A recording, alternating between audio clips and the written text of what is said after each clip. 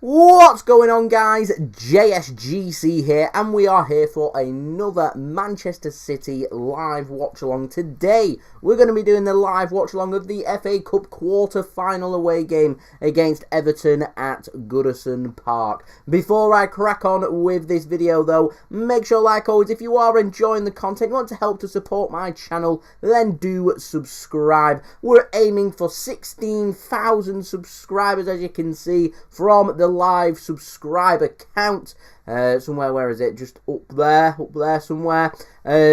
Yeah, we're less than 100 subscribers away from 16,000 subscribers. So if you haven't already, then do subscribe. That would be much appreciated by me. Don't forget also, we are on the aim for 100 likes minimum on this live stream as well. We're only 73 likes away from that goal. So if you are watching this, please do leave a thumbs up. That would be absolutely brilliant. Don't forget also social media links there in the description below and also on the banner too. If you want to go and follow me on my Twitter and Instagram, my email also in the description below and on the banner too. If you want to go and hit me up for any sponsorships for any videos or any general business inquiries, if you're watching this after the game and after the live stream has ended, then do let me know your thoughts of the game in the comments below. If you're watching it right now, let me know your thoughts in the live stream. Where are you tuning in from? What's your score predictions for this game, and what do you make of the teams as well? Do let me know in the live chat. And lastly, this video is sponsored. It's brought to you by the best footballing app out there, OneFootball. OneFootball will keep you up to date with all the latest football fixtures and results, live commentary, live league tables, live statistics,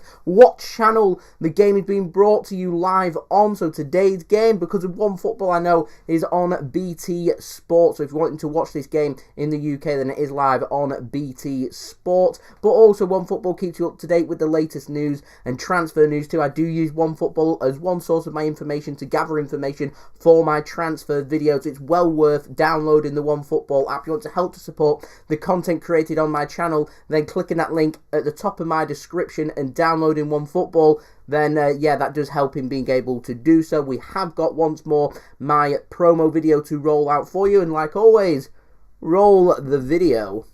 This video is brought to you by OneFootball. If you want to download the OneFootball app, all you need to do is press the link at the top of my description, which will take you forward to where you can download this app. The OneFootball app is extremely useful if you are a huge football fan just like me. It provides you with the latest footballing news, transfer news, and the latest videos as well. It is one source of information of where I get my transfer news from. It also allows you to see the latest scores with what's happening in the footballing world. If you just click on a game, including any Manchester City game, it will not only bring up the latest team news, but it will also bring up the latest statistics and keep you up to date with everything happening in that game. If you want to download this app, all you need to do is press the link at the top of the description to stay up to date.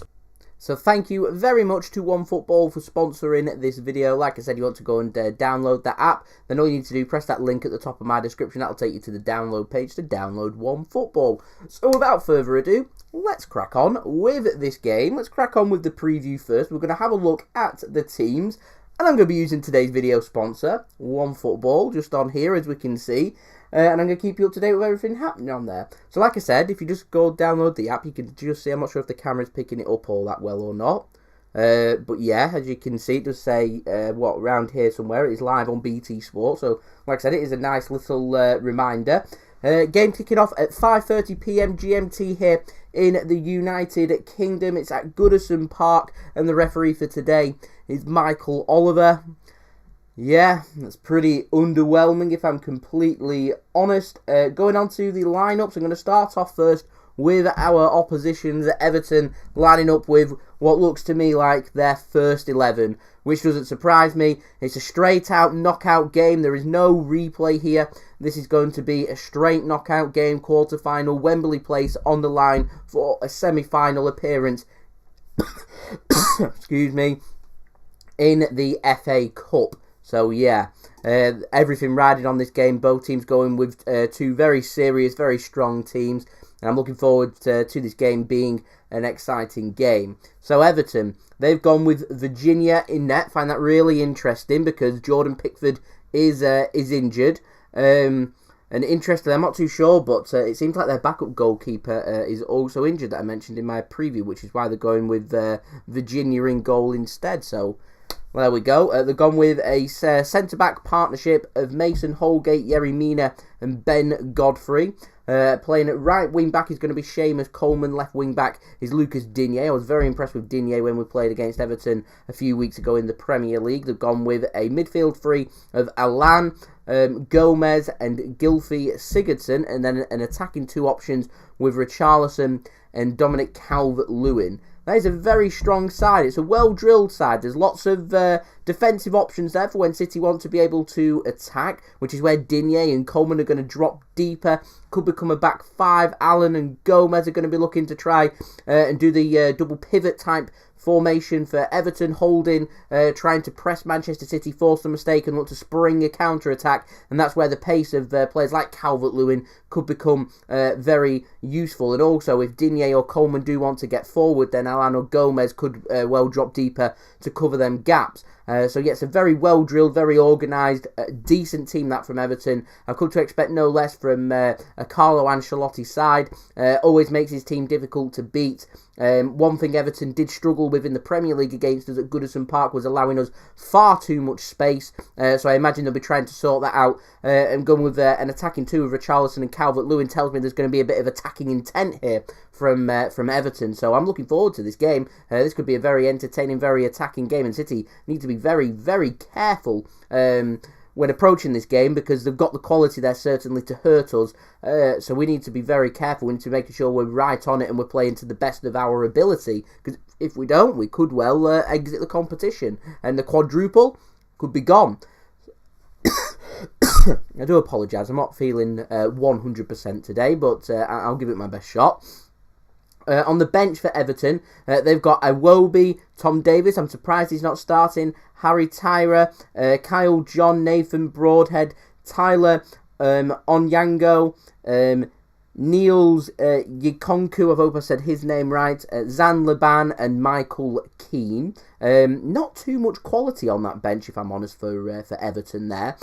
So they're a team that focuses a lot on their strongest 11, and so that, in my opinion, is Everton's strongest 11 that they can field for this game.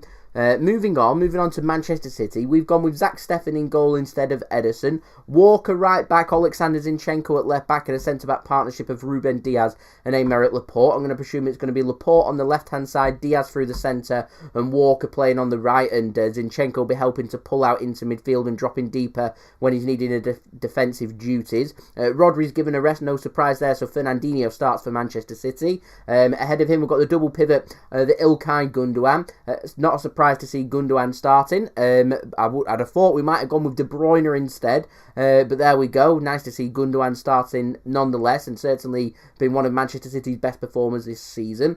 And we've gone with Bernardo Silva playing at the top end of a midfield three for City. It doesn't again surprise me that Bernardo is starting. I did put that in my preview. I thought Bernardo might start. It surprised me that De Bruyne isn't, but there we go. We're going with Raheem Sterling on the right-hand side and Phil Foden on the left-hand side. Ferran Torres, once again, missing out on a start and missing out on minutes. When is he going to get minutes? It's a bit cruel as far as I'm concerned, but there we go. Sterling on the right-hand side, Foden on the left-hand side, and Gabriel Jesus going through the middle for Manchester City. So once again, Sergio Aguero not getting a start. So on the bench for Manchester City, unlike Everton, who were lacking a bit of quality on the bench, City definitely can't be accused of that. Ederson in goal. On the bench, we've got John Stones, Joao Cancelo, Sergio Aguero, Ferran Torres, Rodri, Kevin De Bruyne, Riyad Mahrez, and Benjamin Mendy. That is a very, very strong bench from Manchester City, and may well be needed to be called upon in this game. City been playing every 3 to 4 days. We only had a Champions League game on Tuesday evening, and so City going for a bit of squad rotation. We've got the international break after this. Quite a few players will be heading out onto international duty. Some players will be given a rest that haven't been called up, which will be good for them. And then we'll be back again on Saturday the 3rd of April, which will be then us not only moving into British summertime, so it'll be BST rather than GMT, but also the final push to the end of the season. And Manchester City, hopefully, if we win today, will be still bidding for all 4 trophies on offer going into the final run of fixtures Of course, lots to look forward to for City. Of course, I'm sure we've still got 18 minutes to go to kick off that I'll be giving a lot of my opinions on that Champions League draw that I'm sure lots of people are wanting to hear about as well. So, moving on to the chat, let's see who we have got in the chat with a bit of interaction. So we have got JSGC member Adam Quinn in the chat going for 3-0 to Manchester City and also pushing for them 100 likes as well. So thank you very much to Adam for tuning in. It is much appreciated by me. We've got Ken tuning in going for 2-0 to Manchester City. We've got Chiafua, I hope I said your name right, to JSGC regular going for 3-1 to Manchester City and tuning in from South Africa. We've got Mafo tuning in from South Africa as well. So thank you very much to both of you for tuning in. Clarksman as well, another JSGC regular going for 3-0 to Manchester City. Money as well, another regular of the JSGC channel going for 2-0 to Manchester City. Loving the positivity there. 100 likes by half time, Adam, would be fantastic. We've got Doan tuning in from Jamaica going for 2-1 to Manchester City. JP going for 3-0 to Manchester City. And we've also got Ben tuning in as well. They do have Dominic Calvert-Lewin. He's got a leap on him. He's quick as well. He's a good finisher of the football. It's going to be a very dangerous game, this one, for Manchester City. We need to be very, very careful. We need to be playing to the best of our ability. If we don't, we could well go out this evening. And fingers crossed that does not happen. We've got Ronil as well going for 4-0 to Manchester City. I'm going to go for a 2-1 win for Manchester City. I'm going for gold from Raheem Sterling today. And also a goal for Ilkay Gundogan from the penalty spot. There we go. That is my prediction for this game. Goal for Everton. I'm going to go for Richarlison to get their goal. Like I said, do let me know your score, predictions in the live chat, and also let me know where you are tuning in from. We've got FIFA, another JSGC regular as well, tuning in. So hello, thank you for tuning in once more, much appreciated by me. Robert, another regular, going for 4-1 to Manchester City as well. Loving all the optimism here. Very strong Everton side. I'm not taking this one for granted. I think it's going to be a very difficult game for us. I really do. I really, really do. Right, I did do my video late last night. I was at work. I managed to get a bit of a reaction out for my thoughts on the Champions League draw. I do want to take the next few minutes, though, to speak more about that Champions League draw and just how big that is for Manchester City. We've got a game coming up just after the international break, bounce between a game against Leicester and a game against, I think it's Leeds United at home.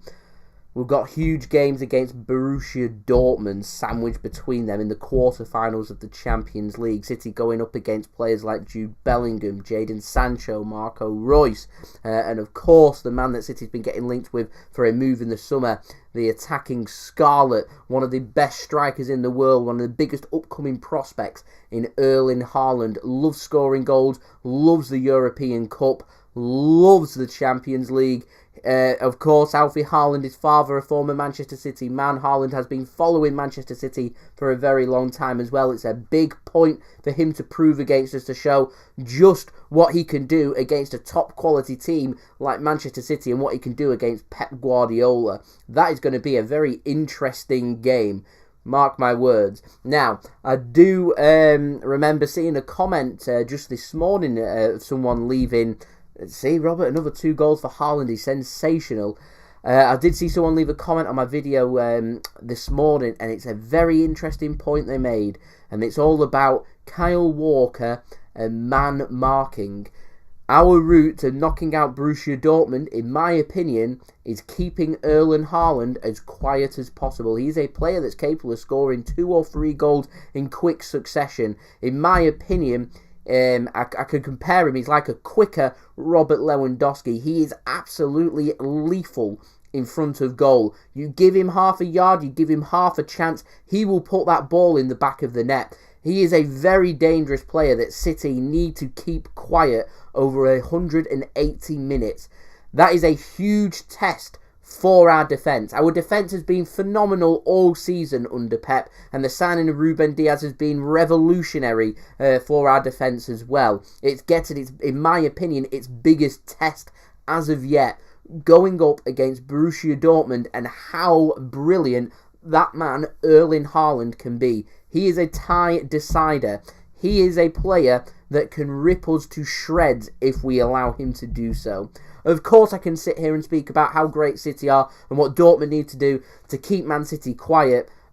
We need to make life easy for ourselves, and making life easy for ourselves is keeping Erling Haaland out of that game, keeping him quiet, and trying to say to Dortmund, you need a plan B to get through our defence, because we will work our way through your defence and we will score goals.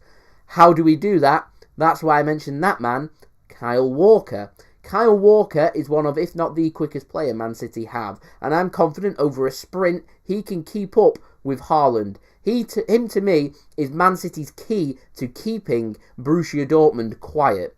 I would be very tempted for them 2 games to go with Walker at right back. Nothing else. Our defence has to be Ederson in goal, Walker right back, left back Joao Cancelo, move him into midfield when City are offensive and going forward, like we have been, and a centre-back partnership of Ruben Dias and John Stones. That, to me, is Man City's outlet to knocking out Borussia Dortmund, and having Walker try and man-mark Haaland out of that game, ensuring that the counter-attack is not a distinct possibility, that there is more of a responsibility onto our defensive midfielders. I'm keeping a note today of how Fernandinho does playing in that defensive midfield role. If he can nullify the attack of Calvert-Lewin and Richarlison, that could help in being able to nullify Borussia Dortmund as well. We need a player that's going to cover all kinds of gaps to keep Dortmund quiet. Keep Dortmund quiet, build ourselves into that game and be clinical in front of goal. I'm confident we can beat Dortmund. I'm confident that we can beat Dortmund by a good margin as well if we do everything that we need to do. However, like I said, Haaland is the danger. That's where Dortmund will be looking to put their service to. Balls over the top, distinct counter-attack football. Leicester's done it, Manchester United have done it. 2 names coming to my brain right now in being able to rip City to shreds on the counter-attack. We must not let Dortmund be able to do that. Haaland, he's better than any player that Leicester or Manchester United have at the top of their front line. You give him space, you give him an opportunity in front of goal, he'll punish us. We're going to be well up against it. I'm confident that we can go through. We must do everything, though, that we can to ensure that we do progress. We must be clinical. We must try and outplay Dortmund, and we must take the game to them as well. And we must keep their attack quiet whilst also keeping ourselves pushed up and putting them under as much pressure as possible. When you're playing over 2 legs and it's knockout football, the way to be able to do that is putting your opportunity into the back of the net. And that's what City need to do. I thought we was very good at doing that against Mönchengladbach at times. Yeah, we've gone through 4-0 on aggregate, but we could have been more clinical. Dortmund, they're better than Mönchengladbach in my opinion. They've got better players. They've got more quality. I'm just speaking about Haaland. I've not even got onto some of the other attacking players, experienced players like Royce, like Jadon Sancho as well. Albeit he's a young player. He's an England international though. Plays on a regular basis. Knows how to find the back of the net. And he'll have a point to prove against his former club Manchester City as well. It's going to be a very, very difficult game, that one. But it's going to be a game, in my opinion, full of goals and attacking football. And from if it's a neutral point of view, it's going to be a very interesting game that lots of people will look forward to. And I'm looking forward to both legs of them games. Like I said, though, in my video yesterday speaking about the Champions League, one thing to be mindful of is Germany's quarantine ruling. The Bayern Munich, they're stopping players from travelling out on international duty due to concerns about them having to self-isolate when coming back into Germany. And if that is still in place going into April, then them games against Dortmund could well be played neutral venue, could well be back in Budapest, back in Hungary, back at the Puskás Arena. So that's something to be mindful of. And in my opinion, yeah, it takes us away from the Etihad Stadium, and it's not brilliant, but it also takes Dortmund away from Iduna Park, and that's a ground that they're used to playing in. And so being able to play them at the Puskás Arena at a neutral venue over 2 legs, that could have an impact on the game, in my opinion. No fans as well would have another impact on the game. Dortmund, yeah, they've not got as much quality as what Bayern Munich have in the Bundesliga, but still not to be taken lightly. Got the players there that can knock us out of the Champions League. We love going out at the quarter-final stage of the Champions League, so yeah, we need to make sure we are absolutely on it for that game. If we're not, then we could well go out. Just looking onto the chat, got a few more people tuning in. Ronil, do a collaboration video with City Extra. If City Extra want to do a video collaboration with me, all they need to do is let me know. I speak to them on a semi-regular basis. I think they're really great guys, so if they want to do that, then all they need to do is let me know. Ben, do I think Torres is a flop? I can judge him by the end of next season. It's difficult to judge a player that comes in and judge him off only one season. Need to do at least 2 seasons in the Premier League before I can judge if they've been a good signing or not, considering he's a young player. I'm disappointed that he's not getting more minutes, but City, they're competing on all 4 fronts, though. I can kind of understand that. He's got a big season next season, though, to try and prove his points. What else have we got? Asim, thank you for tuning in. Much appreciated. Good afternoon, Andy, as well. Thank you for tuning in. I do appreciate your kind words there. Ryan, would I rather have Haaland or Mbappe? I think I'd rather have Haaland, in my complete honest opinion. City Andy, I do completely agree. Haaland, it is a job interview, not just for Man City, but to whole of Europe as well. Yeah, he can do it against Sevilla. Can he do it against one of the Champions League favourites, though, in Manchester City and against Pep Guardiola? Can he send a statement out? Can he score 3 or 4 goals over 2 legs against us and put us in a precarious position? He, in my opinion, does have the quality to do that. So we need to be careful that we're not allowing him to do so. One other question, though. What happens if he goes 2 games against us, doesn't score, and City nullify him? All of a sudden, I'm sure lots of questions will be asked about how much quality he has got. But just like Ferran Torres, he's still a young player. But he's such a quality player that I can't, for the life of me, sit there and say for 180 minutes that Erling Haaland won't score a goal against us, because I reckon that he will. Dad, thank you for tuning in. Much appreciated. Yo. Tafazul as well, thank you for tuning in. It is much appreciated as well. Ronil, I do not like the international break, if I'm completely honest.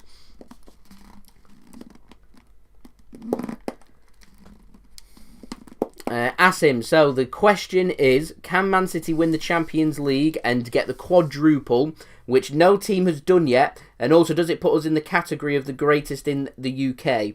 In my opinion, if City take the Premier League, Carabao Cup, FA Cup and Champions League all in one season without a pre-season, that to me makes it the greatest achievement of all time in the Premier League era, most certainly. All 4 trophies on offer, to win all 4 trophies without a pre-season, without a proper break.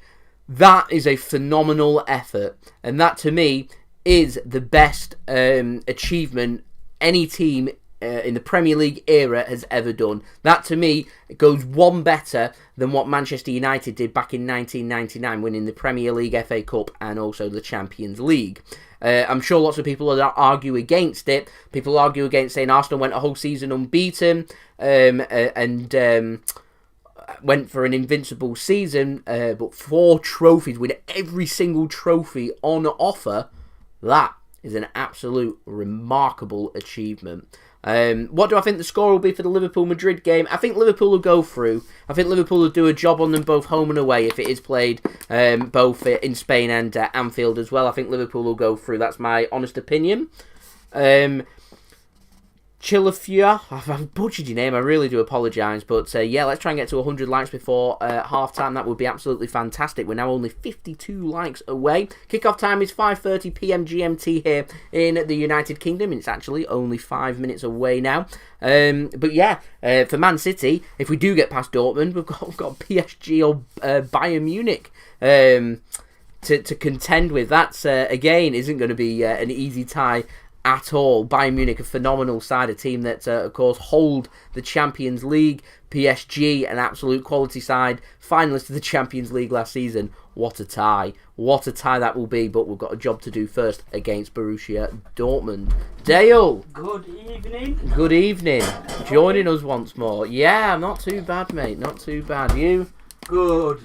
Ready for some football. Yeah, that's what we like. There hasn't been too much today. I will go through all the scores at half-time for everybody to look forward to. So we are on our little countdown to kick-off here. So I'm just going to give a big shout-out once more to my video sponsor, OneFootball. If you want to go and download the OneFootball app, link at the top of my description takes you to the download page. To go and download OneFootball, I will roll my promo video once more for you guys before we do get up to our proper build-up to kick-off for this game.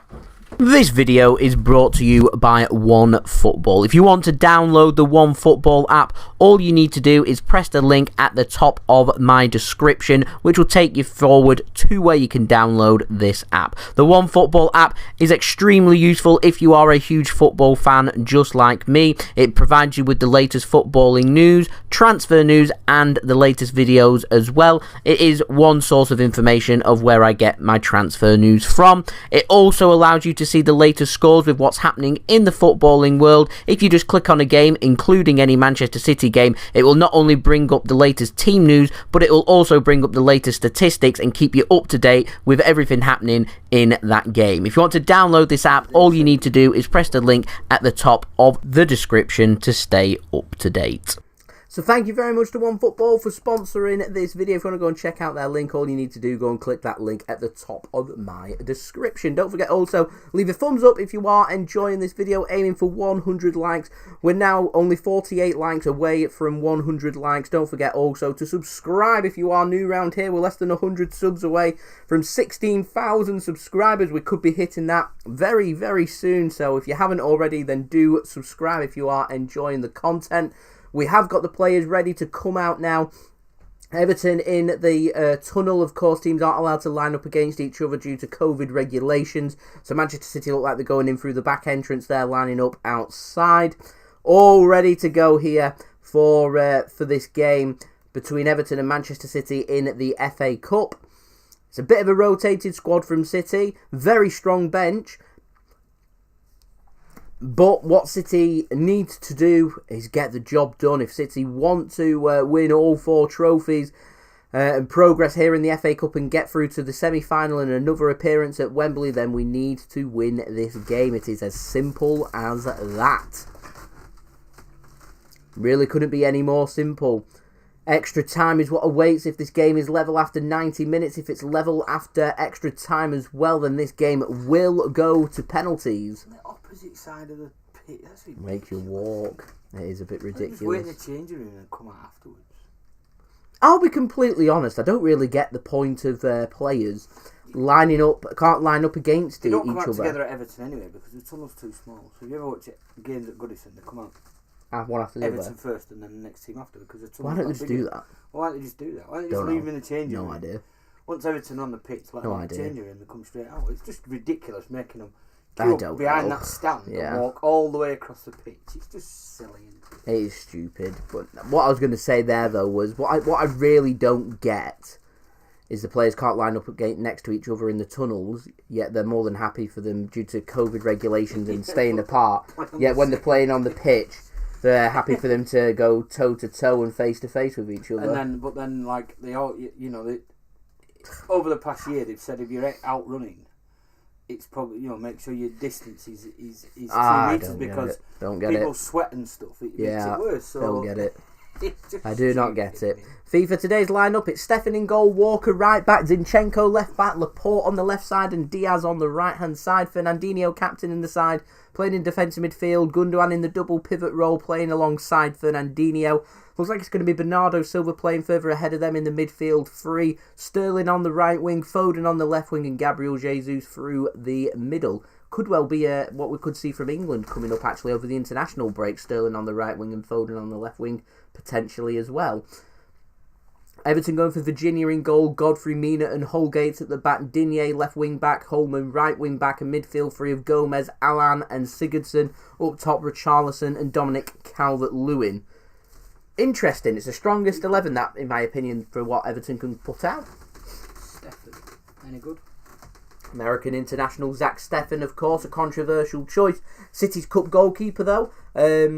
Ederson, when he's picked up an injury and had to play some football for City, I've always been happy with Zack Steffen. To me, Zack Steffen, he's a player that his long-term future probably isn't at Manchester City because he's like Dean Henderson at Manchester United. He's too good to be sat on our bench. I don't think Zack Steffen's good enough to displace Ederson. I don't think Zack Steffen's good enough to be probably playing in a top 7 Premier League team, but certainly good enough to be playing in a bottom half Premier League team. Probably good enough to be playing in a lot of top sides in Europe then. Yeah. So I can see there being quite a bit of interest if he was made available for a sale. But I've never understood why backup goalkeepers aren't. You don't just use your opportunity to put in a homegrown goalkeeper. It's a weird position in a goalkeeper. I don't get it. To sign an English goalkeeper. Yeah, goalkeepers seem to be just happy to sit around. Joe Hart. Yeah, they do, don't they? Yeah. They're quite happy to be a number 2. Yeah. I mean, it depends, I suppose. I mean, if I was a goalkeeper, I'd be quite happy to be at number 2 at City behind Ederson, because you're going to learn a lot, especially if you're young. You know, there's no harm in 3 or 4 years being a number 2 in that position, is it? No, and learning a bit. I think that's what you're going to learn a hell doing. of a lot. Yeah, you're going to learn plenty. You're going to learn from a quality keeper. And we do have kick-off here for this game. It's Everton that's getting us underway, attacking from right to left. Manchester City playing from attacking from left to right. City playing in their all-black kit, City's nicest kit, in my opinion, for this season. And Everton playing in their typical home kit of blue shirts, white shorts, and white socks. But yeah, I do agree with the goalkeeper. I think there is a lot of goalkeepers out there that are just happy to take a paycheck and sit on the bench and not do much. Cup games, little things like that. There's quite a few that have just got dedicated cup goalkeepers. I think Zack Steffen personally, given a run of games, is better than being a cup goalkeeper for Man City. He's good with his feet. I can see him. I mean, he played for Fortuna Dusseldorf, who got relegated in the Bundesliga, but he had a very good season for them. A good season that City decided he's good enough to be our number 2. I think he's better than Claudio Bravo. I think he's an upgrade on him. That's a poor pass from Ilkay Gundogan trying to thread it through to Raheem Sterling. City were looking to try and attack then. Here is Fernandinho. Southampton have gone through. They've beaten Bournemouth, so they're through to the semi-final. Where the semi-final being played? Wembley, I think. I think it's Wembley, yeah, still. Why? Don't know. I do not know. Adelaide, thank you for tuning in as well. Going for 5-2 to City. Who's in the other semi? Is they both tomorrow then? Yeah. Is it Leicester? I think it's got Chelsea, haven't they? Right. I think. Let me have a look. I've not really paid too much attention to the FA Cup, if I'm honest. No, it's almost like what we were speaking about yesterday, about how we've kind of got bigger fish to fry. You know what I mean? Everything's been. We've been speaking a lot about the Champions League, and I feel like it's just becoming more of a distraction on our brain thinking about the Champions League. That I've not really had a look at the FA Cup. Dino now for City in an attacking position. Raheem Sterling couldn't control it. Raheem Sterling looks to have gone more of a central role. As Fernandinho goes down under a challenge from one of the Everton players, and so it's a free kick to City around 40 yards out. I like to have seen a bit more rush than in Fernandinho. It's a great ball by Foden, and he just got it and had acres of space, and he just walked his way. He'd have been a bit quicker. He's trying to earn himself a new contract at City. Does he Recent, I think he's worth a year. Yeah. I mean, if he leaves, we need to sign a new defensive midfielder. I think he's worth a year. Foden goes for a long-range effort. It's a bit strange, and it's headed over and out for a corner to City. A good header that from Yerry Mina. He went off, if you remember rightly, in the last game. He's not a bad player. Yerry Mina. He's a really good player. Really good player. He went off in the last game in the Premier League when we faced Everton, and I thought they looked worse for wear when he did go off injured. He's solid, isn't he? He's quite good at football. He's good in the air. Yeah. We've said before, he's a really good player. Right, sorry, it's Leicester playing Manchester United. Chelsea's got a home game against Sheffield United. As the corner comes in from City and it's cleared. Yes, they're all both tomorrow. Same kick-off time, Chelsea's against Sheffield United's at 1:30 and Leicester Man United is at prime time 5 p.m. The BBC game. I don't know. I'll focus more on it if we go through. Yeah. I'm honest. Be a Manchester derby. Could well be another Manchester derby. Here is Gabriel Jesus now for City, dropping deeper for City. Passes to Ilkay Gundogan in the centre. So it's been majority of the game has been played in the Everton half so far through the first 3.5 minutes. Phil Foden's just had a shot on goal which was headed over for a corner by Yerry Mina. Foden once more going for another long range effort. It's cleared by Everton, and Everton pressing, looking for a mistake, find one from Laporte and win themselves a free kick and a bit of respite here. So don't forget, like, comment, subscribe, all that good stuff, ladies and gentlemen, all the stuff we're normally looking for.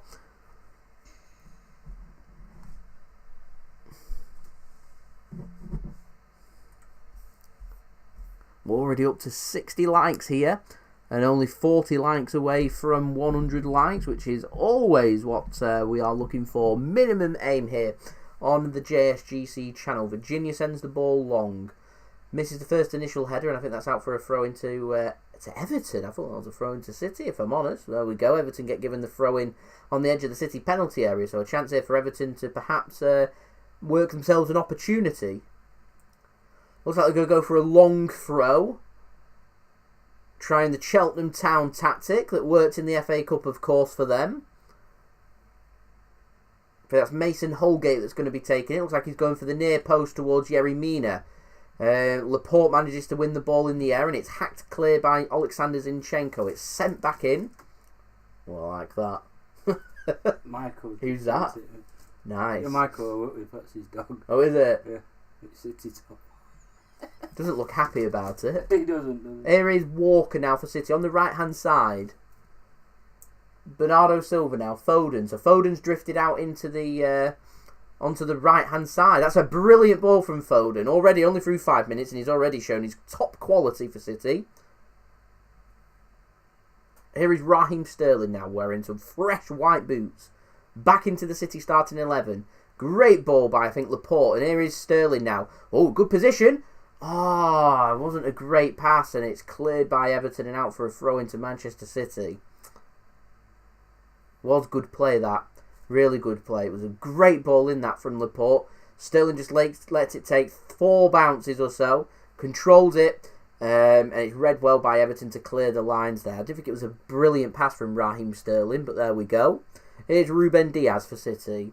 To Walker, right-hand side now. Gabriel Jesus. There's a run of Bernardo Silva, which Foden uses now. Running into the channels. Foden. It's another brilliant pass. Foden's having a brilliant game here. Sterling takes 2 touches to Fernandinho in acres of space. This time does put a ball into the box. It's cleared. Here's Richarlison now. Steve, I agree with that. We're definitely looking up for this at the moment. City look like the better team. He's got a bit between his teeth. Yeah, he's got a little point to prove. But it's a great opportunity. Good quality young player like Foden. Foden knows if he puts in a good performance here, he's in with a chance of starting against Dortmund.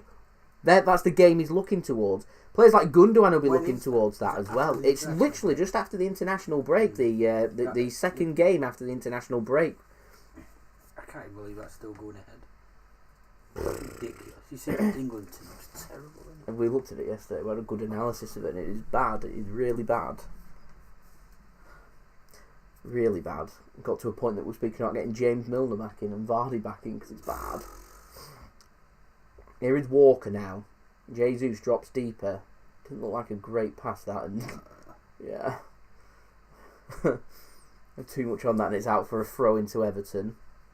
Nice. We've got 40 people now tuning in. We're up to 65 likes. Only 35 likes away from 100 likes. So any help towards that, ladies and gentlemen, would be much appreciated.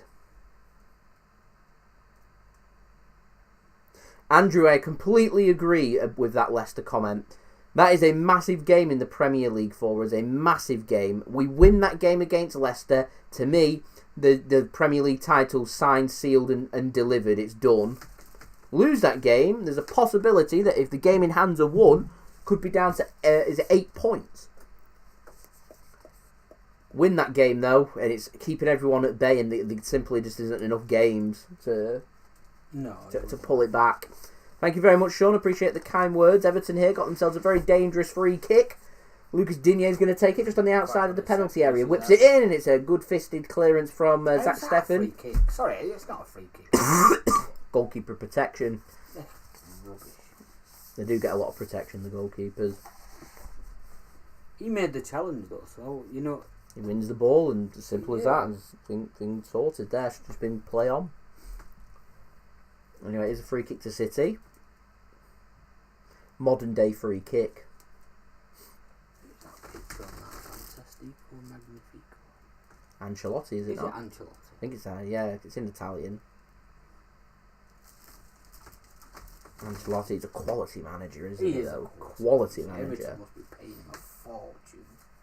I wonder how much he's getting paid. He must be right up there as one of the highest paid managers in the Premier League. Why? Come on, Ancelotti could be a Chelsea manager. He has been a Chelsea manager. Everton, but come on, look at the list of clubs he's managed. Yeah, he's like the odd one out. Done somewhat well with. He's like the odd one out. Well, something like an FA Cup is a big deal to Everton. So Ancelotti will want to win this. I don't get. This is why I've said it before. I say it hundreds of times. I don't get why clubs disrespect cup competition, because you need that one trophy to get that winning mentality. Exactly. So, get the taste of winning. Yeah, so it's like the League Cup. They disrespect the League Cup so much. And they shouldn't. Gundogan now into a good position. He's tackled. Just a trophy to players. That's what they play football for, to win things. So we're through first 10 minutes here. It's been pretty much all Manchester City. Everton haven't really got the bit between the teeth. Not really got going as of yet. Foden at the moment looking certainly like he's well up for this game. Here's Bernardo Silva, right hand side for City, into the Everton half. Now I've got over 60 people tuning in, so thank you and welcome to everybody for choosing my channel for your live watch along with this game. 83% possession for Manchester City so far in this first 10 minutes. Majority of this has been played in the Everton half as well.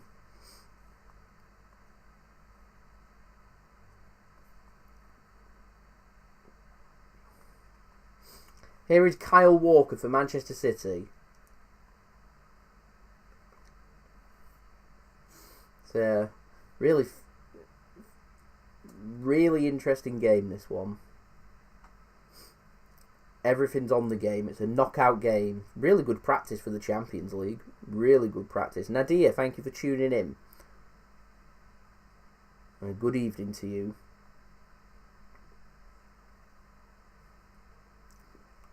So important there, Dragon. Always important to get that first goal, and it's so important to Manchester City getting that first goal.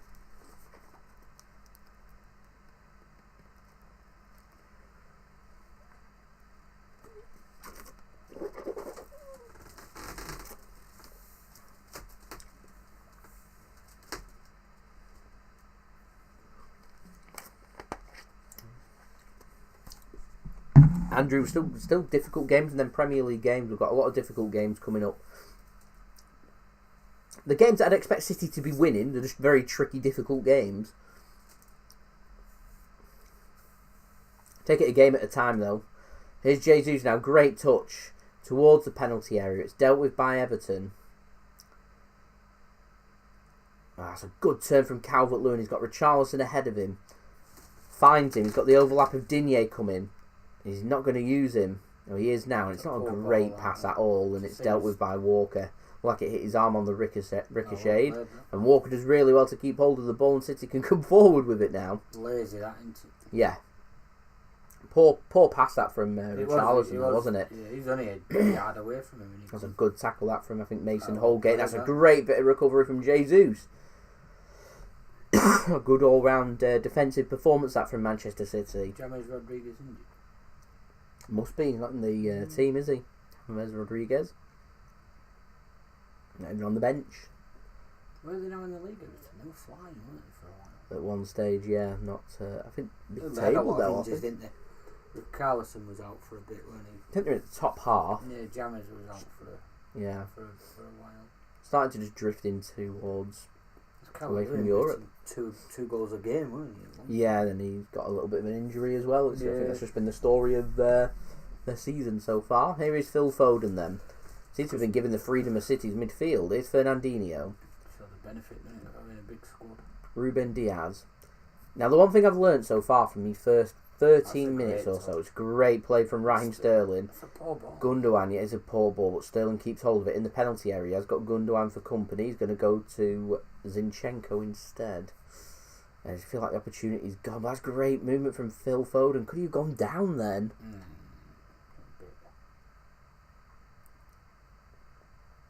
I don't want to... Oh, that's a great ball from Sterling. Desperately unlucky, and Jesus couldn't get his head onto it. Yeah, I don't want to promote going down cheaply and easily, but Phil Foden is a very respectful player that stays on his feet. That's Mo Salah. Mo Salah flies himself to the ground, and all of a sudden it's It's a decision for the referee to make then. I don't know, you know. Yeah. From that angle. Yeah. Foden, all he needs to do is just... Didn't look much here, did he? Go down. His foot was actually above the ball when he went for the tackle. Did he get onto the ball? Anything on the ball? No, he didn't get No. Could have gone down. Should have gone down. Should have gone down. Let the referee make the decision. I agree there, Andrew. He's too honest. I mean, it's to be fair, like, it's not really a free kick. It's very weak. You go down from something like that, it's weak. It's really weak. You shouldn't be going down like that. And obviously Foden does want to associate that with his game. However, we could have got a penalty for that. Yeah. Foden now, he goes down this time and the corner's given. I thought that was a goal kick, but there we go. So we are through the first 15 minutes, the first phase of Manchester City's play. Everton have held on. It's still 0-0 here. City probing. Oh, it is a corner actually. Foden certainly looked like City's best player. Could have had a penalty if Foden had gone down. He decided not to. Foden's also had a long-range shot, which was headed over by Yerry Mina. Everton have come forward a couple of times, a couple of dangerous set pieces, a long throw as well, but nothing has materialised as of yet, and neither keeper has really been challenged. It's going to be a corner here for Manchester City. Can they get it right? Gundogan floats it in. It's not a good ball at all.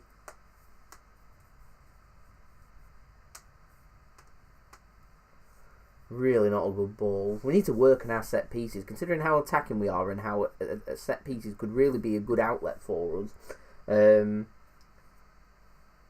You'd think we'd find ways of putting better balls into the box, but there we go. He's under pressure here. There, Kyle Walker does really well actually to keep hold of the ball. So yeah, there's two players I'm scouting for today for that Dortmund game. It's Kyle Walker and Fernandinho.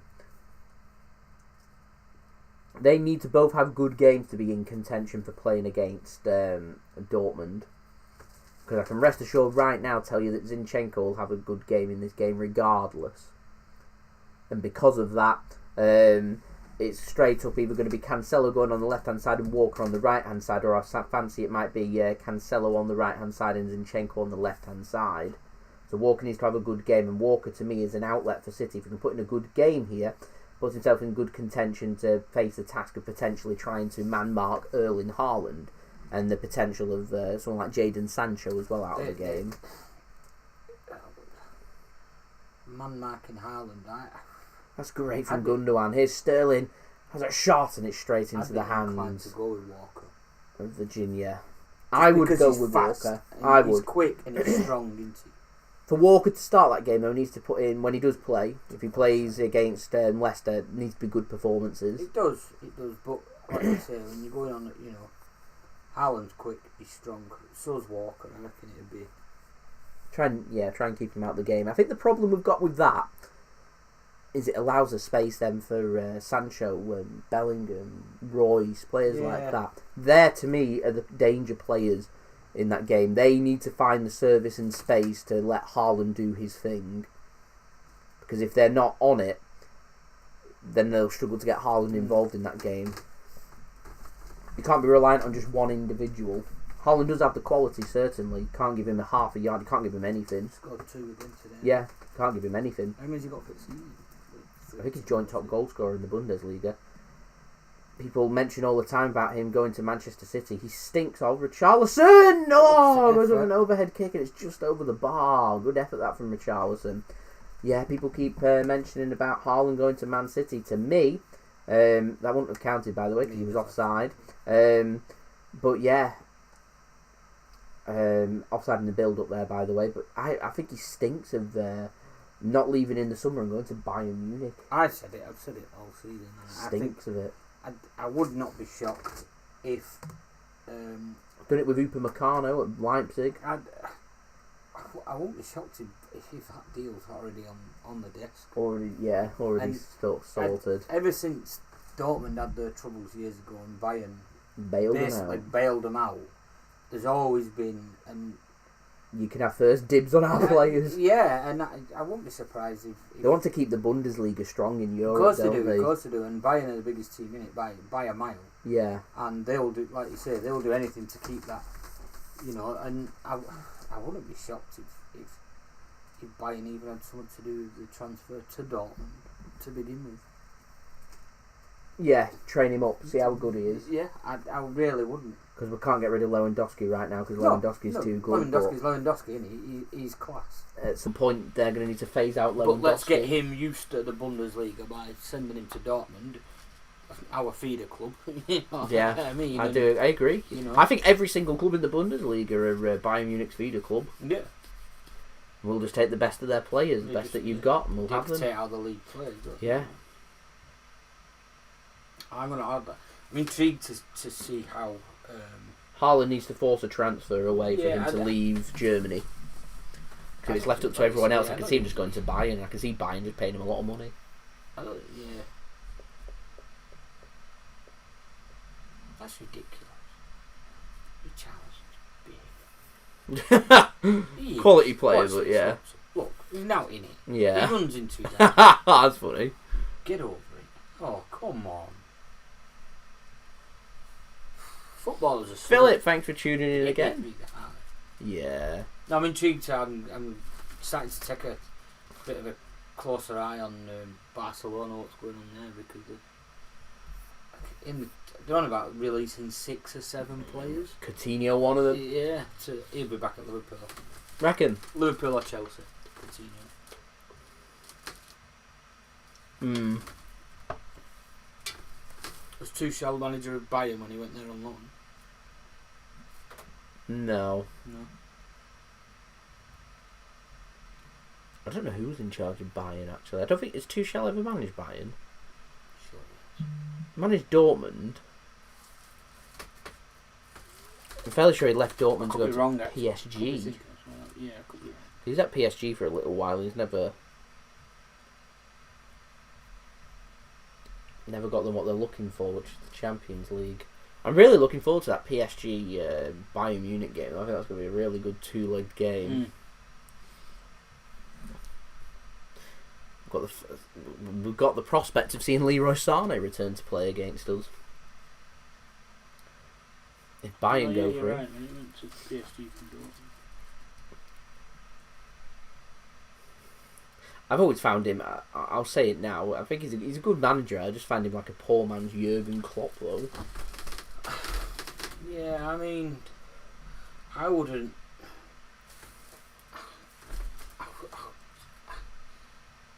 I'll say it. I wouldn't like. Surely a free kick. That's City. It is.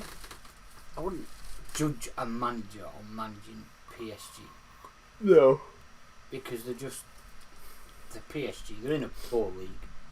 They're a big club in a poor league. Yeah.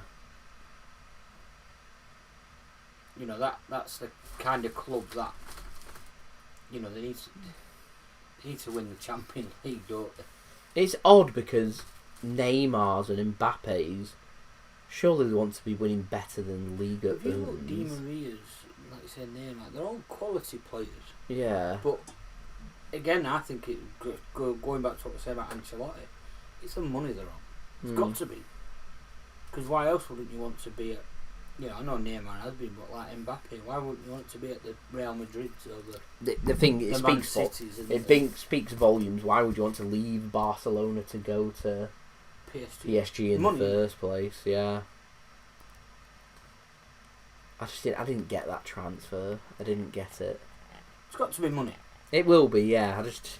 I mean, it was very obvious that Neymar enjoyed playing with Messi, and he was flourishing off it. Like, he was excelling. He was the best forward line I've seen for a long time.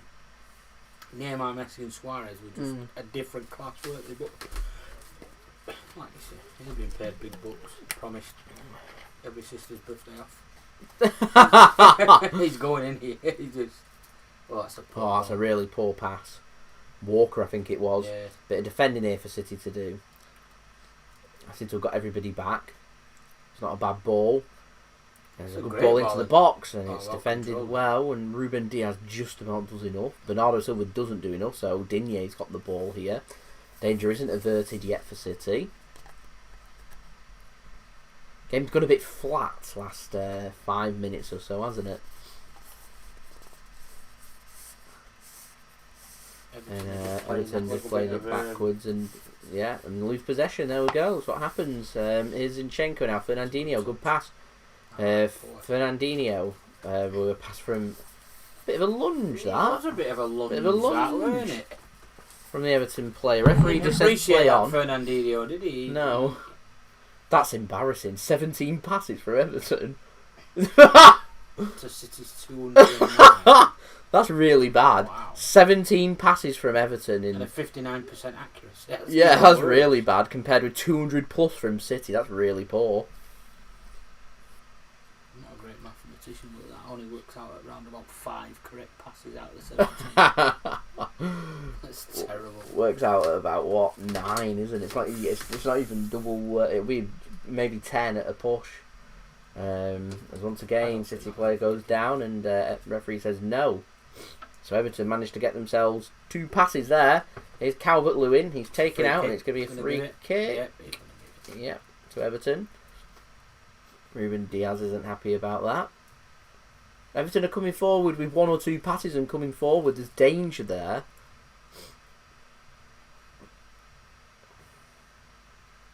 Calvert-Lewin knows exactly what he's doing there. I'll take the contact and I'll go down.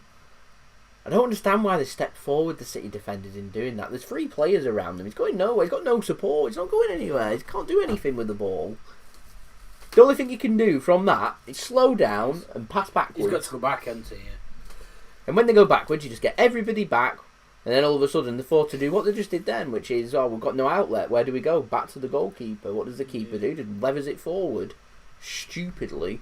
So free kick here. He is. He's going to take a shot from here. It's about 35 yards out. Maybe even... Yeah, about 35 yards out. This has got to be good. It's got to be pinpoint accurate. Even to get a corner out of this has got to be good. Yeah. Sigurdsson. It's not. He's leaving it. Digne then. So it is a cross in. It's defended well by City and out for a corner to Everton. Good defending that from Fernandinho. I thought Sigurdsson was going to have a shot there. So corner for Everton instead. Through 26.5 minutes here. Everton 0, Manchester City 0. So corner here for Everton. Yerry Mina goes forward. Richarlison's forward. Calvert-Lewin's forward. Holgate's forward. I imagine Godfrey's probably gone forward as well. I think it's Digne taking the corner. It's not a bad ball in, and once again it's Fernandinho there to win that header. So good header onto it too, and so Everton forced to... That's not a good pass, just forced to hit and hope, really. Try something, and it's just straight into the arms of Zack Steffen, who gets Zinchenko running. And Everton just rush to get everybody back. So good pass from Zinchenko, though, to Raheem Sterling, just like that. A roll out and a pass, and City are now on the outside of the penalty area. Zinchenko, cross goes in, not a good cross, and Mina is there to... Fernandinho protects that and gets a free kick there for City. Experience that. He knows exactly what he's doing there. Even just half an hour, he makes such a difference to that team. Yep. He just made 2 defensive clearances and then he's up there winning a free kick in an knows exactly what he's doing. Protect himself from the ball. He's going to get the contact and City are going to get themselves a dangerous free kick. That's a class. It's experience. Knows what he's doing. It's worth a year's contract, isn't it? Look, just, But they'll bring somebody else in, more than likely from a foreign league that isn't used to playing the position. Yeah, I'd just give him another 12 months. And when it gets to a point where one or two things, either Fernandinho's no longer good enough or Fernandinho wants to leave, is when he leaves. Just keep giving him a 12 months and another 12 months. Yeah. How old is he? I think he's like 34, 35. Doesn't really matter how old you are, though, if you're good enough, does it? No, Can be 37, 38 if you're still doing the job. He's laying down. Love it. I don't know who his own players are telling him, get up. He's lying down. Do you remember Ruben Dias grabbing Zinchenko by the neck and pulling him along? That was really funny. Right, Sterling. That's a terrible free kick. Shocking. That's an awful free kick, and it's flying over the bar. Not having a very good game, is he, Sterling? No. Is the honest answer there. I mean, even if that's on target, look at Pep's face sums that up. He's not happy with Raheem Sterling, is he? He's really not happy with him. I don't really get Pep, and he has no room for sentiment there. You put in some poor performances, you say something or do something, you're out the team and you're in his bad books, and it's kind of difficult to get back into his good books.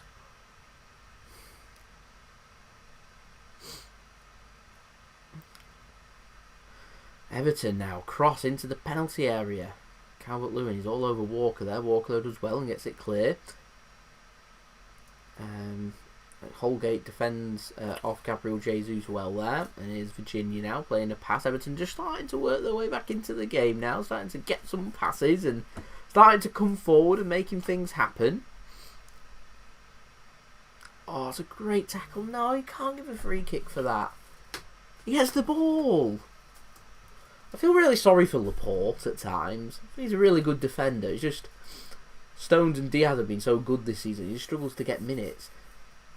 And things just seem to be going against him. When things are going wrong, everything's going wrong. That's weren't a free kick for me. Everton waste a free kick. They'll just drift it over and Walker intercepts. Not a good pass up from Fernandinho to Bernardo Silva, and so Richarlison's got the ball here for Everton. Sigurdsson now to the right hand side. Seamus Coleman. Calvert-Lewin tries a fancy pass. Nothing on here, so here's Alan. That's surely offside. Why is the offside flag? Oh, who knows? Who knows? As we're now up to 80 likes, which is decent. 20 likes away from 100 likes, of course, which is fantastic. Got over 60 people tuning in too, so thank you very much for that. Much appreciated.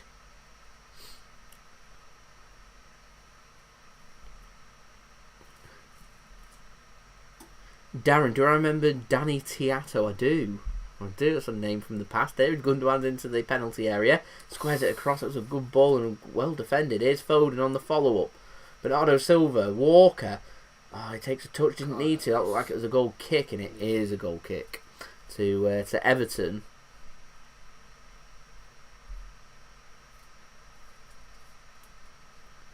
Milteo for him in the Bahamas, and my ESPN Plus account isn't working, so he's having to watch my channel instead. There you go. There we go. There we go. Good for some, isn't it? The Bahamas. Nice. International JSGC. I got a nice tweet before actually from somebody saying he's watching Australia. Yeah. And making it onto TV screens in Australia. I was like, no. You're getting recognised soon when you go on holiday. It's strange. It's strange seeing this. The attic here being watched in Australia. It's not on the TV. It's weird, isn't it? It's strange. I love it though. Richarlison gets a shot away for Everton, and it drifts. Doesn't get a good connection onto it, and it's wide. Wide of the post. Through 32 minutes here then. Everton 0, Manchester City 0. Don't forget, like always, if you're enjoying the content, do subscribe to my channel. We're less than 100 subscribers away from 16,000 subscribers. Leave a thumbs up as well if you are enjoying the video. We're aiming for minimum 100 likes. We are closing in on that like goal as well. And do go and check out today's video sponsor, OneFootball. Link to them is in the description below if you want to go and download the best footballing app out there in OneFootball. Michael Oliver's got a little bit of a problem with... What is that that's on his sleeve? It's a mic or something. I'm not sure what it is. It's something electronic. Like receiver, isn't it, for the, is it? For the mic. Oh, for the mic to communicate with... is it Stockley Park, whatever it's called? Yeah. Is it Stockley Park? Yeah, Stockley Park. Oh, a job there. Seriously address VAR during the off-season. I think they're going to address the handball rule. They've just got to use the European Championships to get English officials well up to speed. Yeah. On it, because you can't have another season like this season. The officiating at the World Cup in 2018 was brilliant. Watching them, it was full full of competent officials that if they were unsure, ask VAR, and VAR would say to them, "Go look at the screen." You know what I mean, and make the correct decision. I honestly think. That's a great pass. Oh, whoa. Whoa. Zack Steffen. Ooh. So Laporte was put in a foot race there with Dominic Calvert-Lewin. Calvert-Lewin looked like he had the better of Laporte there. He did well the keeper, to be fair. He timed it completely horribly wrong. But slided in. Put him off. Yeah, it's hit his arm as well. It wouldn't have counted if he'd followed that in. Yeah, actually, fair credit to Steffen there. Did enough. And he didn't commit a foul as well. Yeah, did enough. So it's just a corner to Everton rather than a serious danger. Him out and he's off then, and it's a red card. And just like that, though. That's, you know what I mean? Just not playing particularly well and keeping it at 0-0. Just like that, things can happen. Corner here to Everton. Danger isn't gone yet. Digne to take. He's going to whip it in. Right-hand side. The big men of Everton are forward. Corner comes in. And it's a good bit of defending again. Is that Fernandinho again? Foden again. He's all over the shop. He's a brilliant player. Well, that's not a good clearance from Virginia. He's not under any pressure there. Gomez, a terrible header. And not a good pass that from Gundogan. Well, that's a great interception from I think that was Jesus. I was going to say, I think it's Raheem Sterling. And he's bullied off the ball there, Jesus. Did well to get hold of the ball. It's disappointing to lose the ball. It's going nowhere. Good interception that from Jesus, and it's out for a throw into Everton inside their own half. Been a scrappy 35 minutes or so, this. Isn't really too much to call between the teams. Yeah, City are dominating the possession. Yeah, City are probably dominating some of the stats, but Everton holding their own. There hasn't been any real opportunities. In fact, Everton, when they come forward, have looked pretty dangerous. A couple of scary moments. Certainly their set pieces have been put in the box are better than what City's have. Yeah. Just something to think about. Something to think about. There's a free kick, that. Yerry Mina's just wrestling with Jesus there.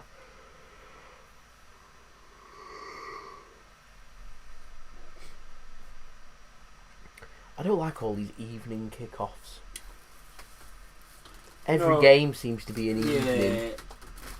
Saturday and it's evening. Thankfully, in fact, no, not thankfully, our next game against Leicester, it's another evening 5:30 kickoff. Is it? Yeah, the next game after that, Dortmund, evening kickoff. Our match against Leeds, though, was 12:30. I'm like, yes. That'd be a good game. A good win last night, Leeds, didn't it? Yeah, Fulham are looking in trouble. Sterling and Foden swap sides. Yeah, Sterling's just looking well off the pace. He is, isn't he? He just looks a bit... He looks a bit down and out. He's just not... Yeah, he's not looked great at all. I don't think he'll come out for a second half. Not reckon. Yeah, he's not looked... From the off, he's looked a bit sluggish. He looked a bit... he looked a bit like what he has been, which is lack of game time. Lack of minutes means he doesn't look as fluent. So the question is it Mahrez or is it going to be Ferran Torres that comes on? You would say Mahrez in a game like it. Yeah. Yeah, he's not. He's not coming out for the second half. Is he? He could come off before that. Looks like he might have done a hamstring or something there. He just doesn't look. Back of his leg. He's ill or something. I don't know. But he just doesn't look like. Doesn't look as lively or as active as what he normally he's looking does. at the bench now. Look, he's telling the bench he's all right, but.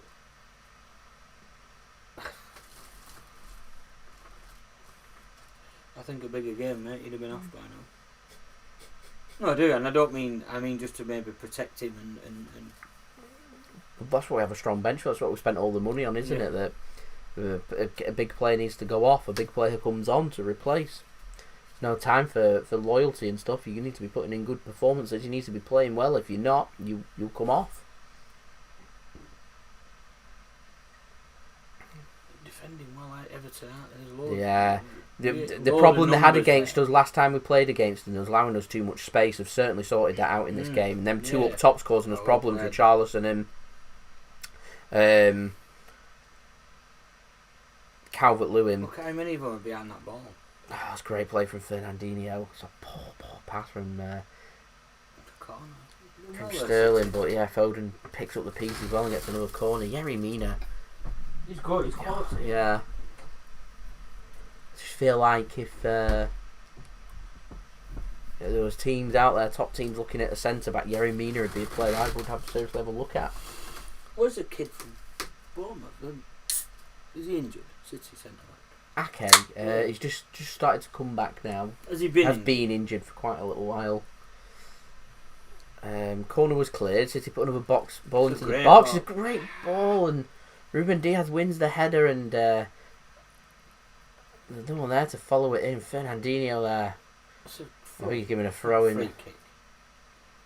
Oh, Fernandinho. He needs a 12-month contract.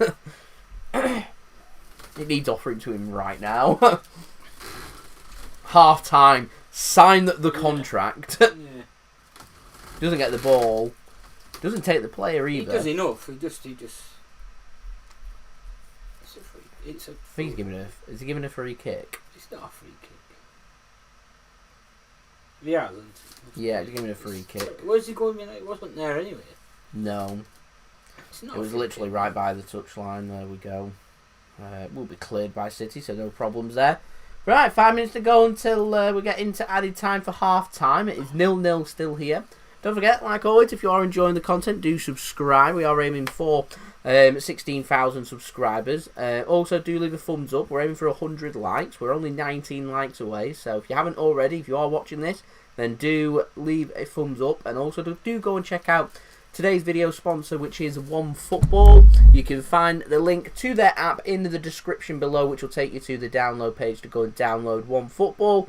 The best footballing app out there, keeping you up to date with all the latest fixtures, results, statistics, live league tables, and all that quality good football stuff that you come to expect from a quality football app, just like OneFootball. If you haven't downloaded the app already, you are missing out, so do go and do so. And like I said, pressing that link at the top of my description really does help the future content created here on my channel. City here, have a free kick, dangerous area. Bernardo Silva chooses to pass it to Gundogan, and Gundogan, it's not a good pass. A good ball into the box, and so City just pick up the ball again through Zack Steffen in goal.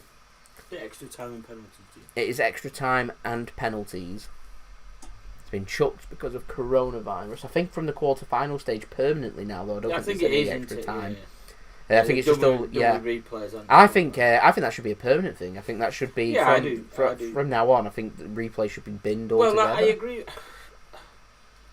Replays in the first few rounds, I think, helps out these lower clubs who could do with a bit of money. The problem I have with it is that I see it time and time again where several teams play for a draw so I can have a replay against a big team rather than pushing to try and knock them out and win it. They play for a draw so they can have that big game, that money. And I get why they do that. I get that.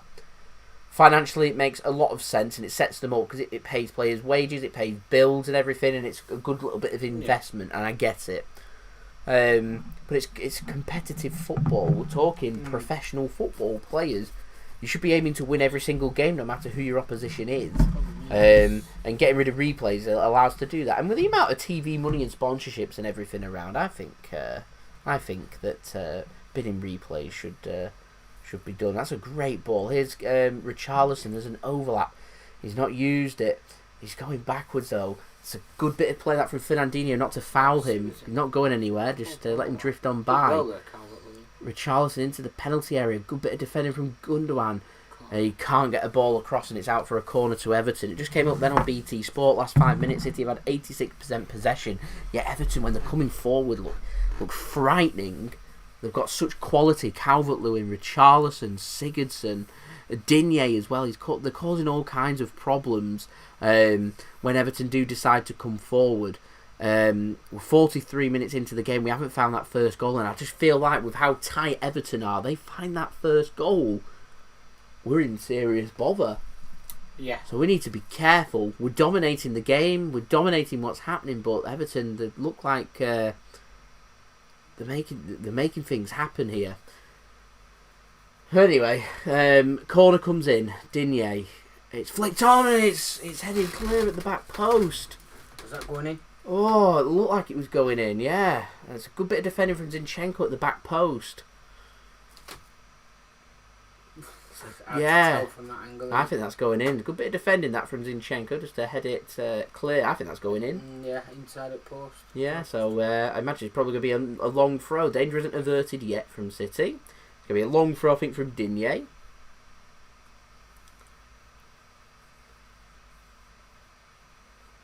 Oh, his foot was miles over the line then. Anyway, it's cleared by City, and Raheem Sterling can bring it forward. I don't get why that was a foul. Free kick. It was a free kick. I don't get why it's a foul throw as well. I don't get it. don't tend to give foul throws anymore, do they?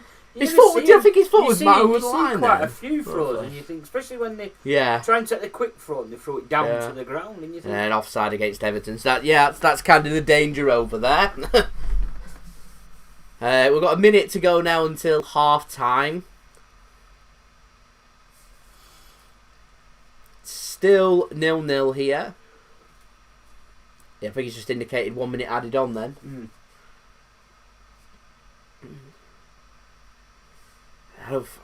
Neither top managers there in the Ancelotti against Guardiola, two world-class managers. Neither of them look very happy. I'm not surprised. This could be an extra time and penalty Everton, job. To be honest, they've defended quite well. And going forward, they do look like they could catch definitely. It. City have passed it around, but they've not seemed to have much of an end product. I'd like to see, the shot. I'll get through the stats as we go past into half time. That'll be pretty interesting. They've had the ball, they've not created really a clean cut opportunity, haven't they? You would say City are on top, but Everton are more likely to score. That's an interesting comment there. Knight, going Man City's tactics, play football, ball the team into submission. It can't be easy to keep your concentration for 90 minutes when a team's passing it around and moving as much as what City do. Can't be easy. Great movement. Foden, shot! It's just over the bar here, so it's going to be the last opportunity this before half time. It's going to be a corner for Manchester City. It's good movement from Phil Foden. He's looked very lively for City in the first half. I think him and Fernandinho have looked decent. Everton set piece, saw their set piece, their corner, nearly scored off it. What can City do from theirs? Probably won't beat the first man, knowing how City are with their set pieces. I'm going to say what City conversion rate on City's terrible. Especially corners. Doesn't beat the first man. Yeah, and there's the half-time whistle. Half-time here. Everton 0, Manchester City 0. While City have dominated possession and dominated the dictation of play, in my opinion, it's Everton that's looked more frightening coming forward. It's Everton that's had, in my opinion, the better opportunities. So, flicked on header, cleared off the line by Oleksandr Zinchenko. Had a couple of shots scraping forward. The City have needed to be on it with the interception. Zack Steffen made a good interception to ensure that it remained 0-0. Whereas with City, it's just been a couple of long-range efforts, a poor free kick, poor corners into the box. There hasn't been any real quality, and we're really struggling to break down Everton's defence. We need to be better in this second half, and I think my first substitution I'd look towards would probably be De Bruyne. In terms of just trying to get a better ball into the box. If there's anyone that is capable of creating something and getting that into getting a potential assist, it's Kevin De Bruyne, in my opinion. So yeah, that's where we lie here. So what I'm going to do now is I'm going to go through the latest scores in just one moment. I'm just going to go through the statistics for this game so far. It is half time here. Everton 0, Manchester City 0.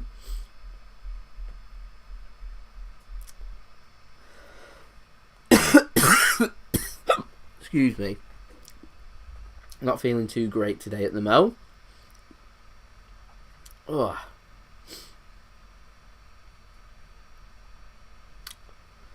So, using today's video sponsor, I was just getting up the statistics there for this game. So, using OneFootball to gather the latest statistics. So, at the moment, in terms of possession, it's 77% possession for Manchester City and 23% for Everton. Everton have had 5 shots in total, 1 on target, and had 3 corners. City have had 6 shots, 1 on target, and 4 corners.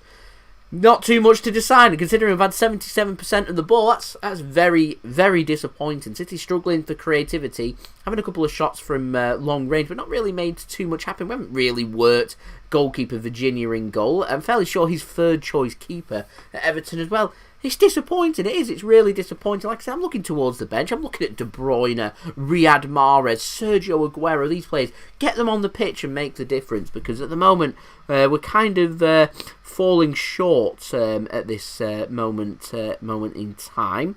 Everton have had 1 yellow card at this moment in time, compared with 0 for Manchester City. So yeah, there we go.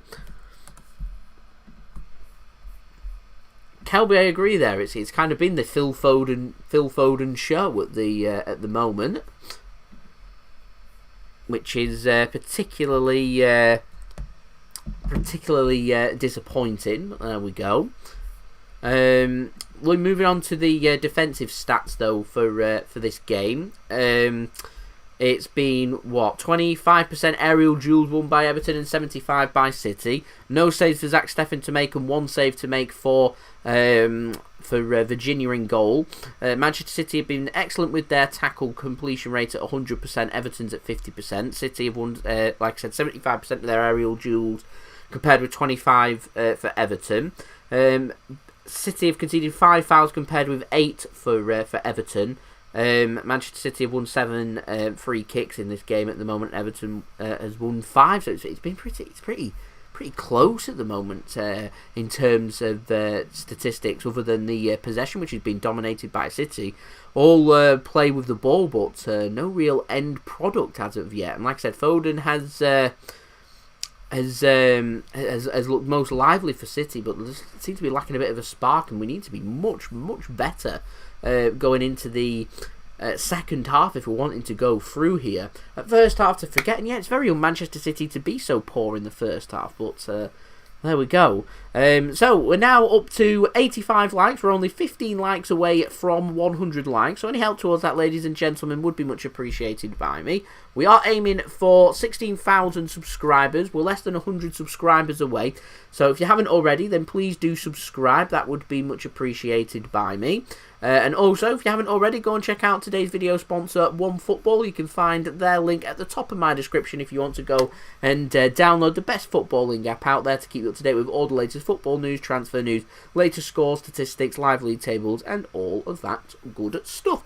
So what I'm going to do now is I'm going to go through all the latest scores and results from around the grounds for today, and then I'm going to move on to our halftime entertainment. We do have, once more, some halftime entertainment for everybody to look forward to. I'm going to go at a rapid pace, so strap yourselves in and enjoy. So Premier League, Spurs Southampton was postponed due to the Southampton performing in the FA Cup. We've got Brighton taking on Newcastle at 8 PM today, GMT 8 PM that is, by the way. In the Championship, it's finished. All these are full-time results. Brentford 1, Nottingham Forest 1, Bristol City 0, Rotherham 2, Reading 1, QPR 1, Coventry 0, Wickham 0, Millwall 1, Middlesbrough 0, Norwich 1, Blackburn 1, Watford 3, Birmingham 0, Preston 0, Luton 1, Stoke 1, Derby 0, Barnsley 1, Sheffield Wednesday 2, and half-time score is currently Swansea City 0, Cardiff City 1.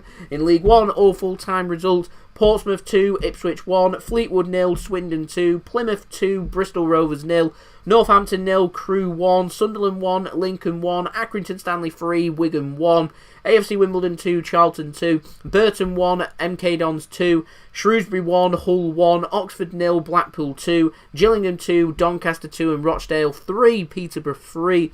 Into League 2, Newport County 0, Leyton Orient 1, Stevenage 3, Carlisle 1, Bradford 0, Oldham 0, Barrow 3, Crawley 2, Harrogate Town 0, Morecambe 1, Cheltenham 2, Salford City 0, Mansfield 2, Grimsby 2, Colchester 0, Port Vale 1, Bolton 2, Walsall 1, Cambridge 1, Forest Green Rovers 0, Scunthorpe 1, Southend 1, and Tranmere Rovers 2, Exeter 1.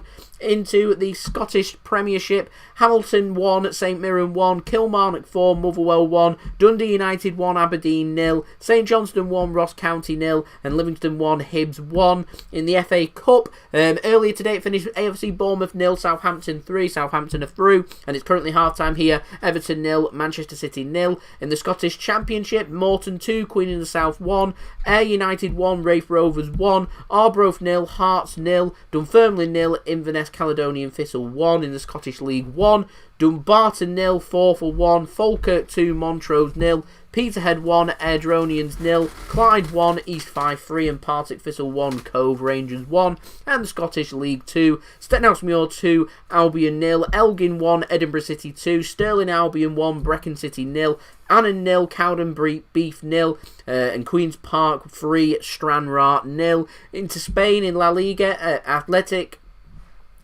Club, is that Athletic Bilbao, I think it is, 1, Eibar 1, and Celta Vigo 1, Real Madrid 3.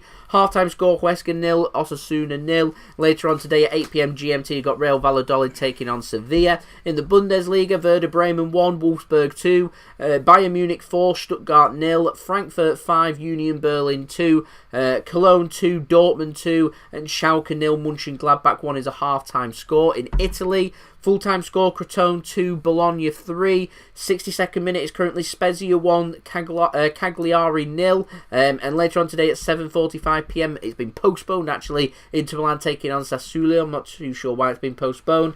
In Liga 1 in France, Metz 1, Rennes 3, and Nice 3, Marseille 0. In the Netherlands, Fortuna Sittard 0, Utrecht 1 has finished. At 7 PM GMT, you've got Feyenoord taking on FC Emmen, and you've also got Valvijik taking on Groningen at 8 PM GMT. In the National League, you've got Aldershot 3, Bournemouth 3, full-time, these are all full-times. Altrincham 0, Dagenham and Redbridge 1, Barnet 0, Chesterfield 2, Bromley 1, Solihull Moors 0, Eastleigh 1, FC Halifax Town 0, Hartlepool 1, Woking 0, Notts County 2, Yeovil 0, Sutton 1, Stockport 1, Torquay United 1, Kings Lynn 0, Weymouth 4, Wealdstone 0. All the matches in the National League North and South have all been postponed. And lastly, in Portugal, it's finished Pacos de Ferreira 3, Moreirense 0, Santa Clara 1, Tandela 1. It's currently Portimonense 0, FC Porto 0 in the 25th minute. And at 8:30 PM GMT, you've got Sporting Lisbon taking on Victoria Guimarães. And a partridge in a pear tree there. All the latest scores from today from around the grounds. Dad delighted there as Bolton's good form does continue. So we're going to go into the halftime entertainment now, which is brought to you by Mixid. It's the Alchemist recreation of the Keemlai pie for everybody to go and enjoy. If you want to go and check out Mixid, go and subscribe to his channel. Channel link is in the description below. He's a partner channel of mine. He's aiming for 1,000 subscribers. He's less than 300 subs away, so do go and like and subscribe over to his channel and do enjoy the halftime entertainment. Hi guys, Mixid here back for another cocktail video, and I'm excited to bring you guys the recreation of the Alchemist key lime pie cocktail, and I will show you guys how to make this cocktail. You get your shaker, and we'll be putting in some ice cubes, 6 to 7. What in guys is 35ml of Midori melon liqueur.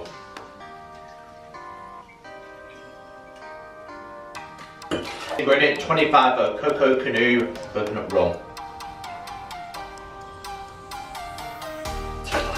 25ml of Bacardi white rum, 15ml of apple and lime juice combined, and just shake it for a good 8 to 10 seconds to get it nice and chilled.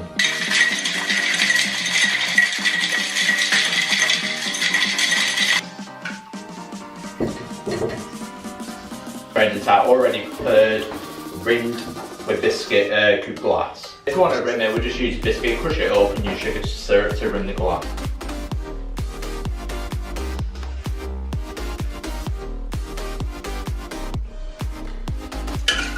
There we go.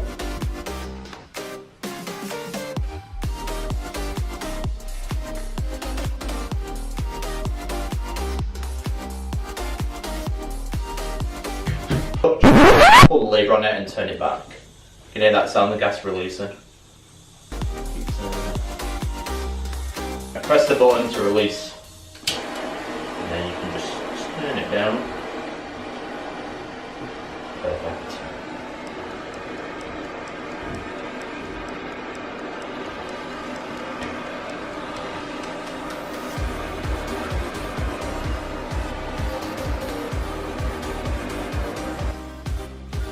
And that, guys, is how you make the key lime pie cocktail recreated from the Alchemist. How does it taste?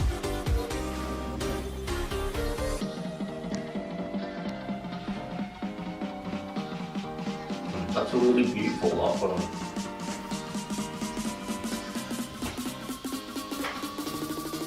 The key lime pie from the Alchemist It's absolutely beautiful. Hope you enjoyed the video, guys. Don't forget to like it, share and subscribe to Mixed if you wish to see more cocktails as videos on this channel. And if you wish to see any recreation from Boz or wherever, you just let me know in the comments below. And you can check out my social media if you wish, my Twitter, Facebook, Instagram and my email if you wish in the description below. And I will see you guys for the next cocktail video. Cheers, guys.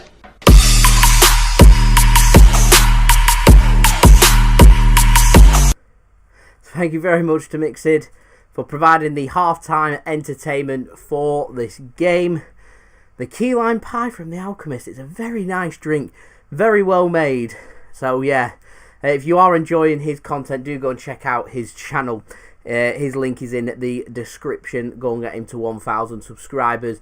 Go and leave a thumbs up over there as well. I do sometimes feature in some of his videos, and actually we do have some video ideas coming up featuring me. So yeah, do go and check him out if you so wish. It's an interesting question that Dale just asked me then. Aaron, does he drink all the drinks that he makes? And I'd say most of the time, yeah, he does. Albeit every now and then he just makes a drink and then takes a couple of sips and then chucks it away again.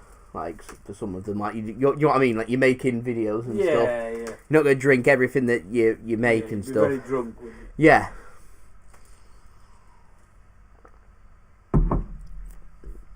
Oh, that's nice. Mixed, yes, come to join in for the second half there, no problem. No problem at all. He's actually nearly 250 subscribers away from 1,000 subscribers. Want to get him there this year, that would be absolutely fantastic, as the players are all out here now, ready for the second half of this game. I'm wondering how long it's going to be before City decide to make their substitutes is the question. Alex, how are we getting on? It's not been great. City, great with possession and great with the ball, but not great for everything else, really. Creating opportunities and having shots and scoring goals, not being that brilliant, if I'm completely honest. So there we go. Right, we're only 11 likes now away from 100 likes. So if you're watching this and you haven't already, then please do leave a thumbs up. Let's hit them 100 likes ASAP. As Manchester City come running out ready for the second half here. So still lots of positivity here. Lots of people predicting 3-0 to Man City. I reckon it's just going to be like a 1 or 2 goals in this. From what I've seen. I think a goal for City. Has he? Oh, Sterling, there you go. He's going to stay on. I'd be surprised if we go beyond the 90. But there you go. Mixed said large majority does drink them, but there has been times when he hasn't. There you go. Normally, he sometimes he makes them and doesn't like them, and he'll just be like, yeah, there we go, get rid of it. A little bit of an exclusive to how Mixed does his videos and stuff. It's funny, as we are all set here ready for the start of this second half.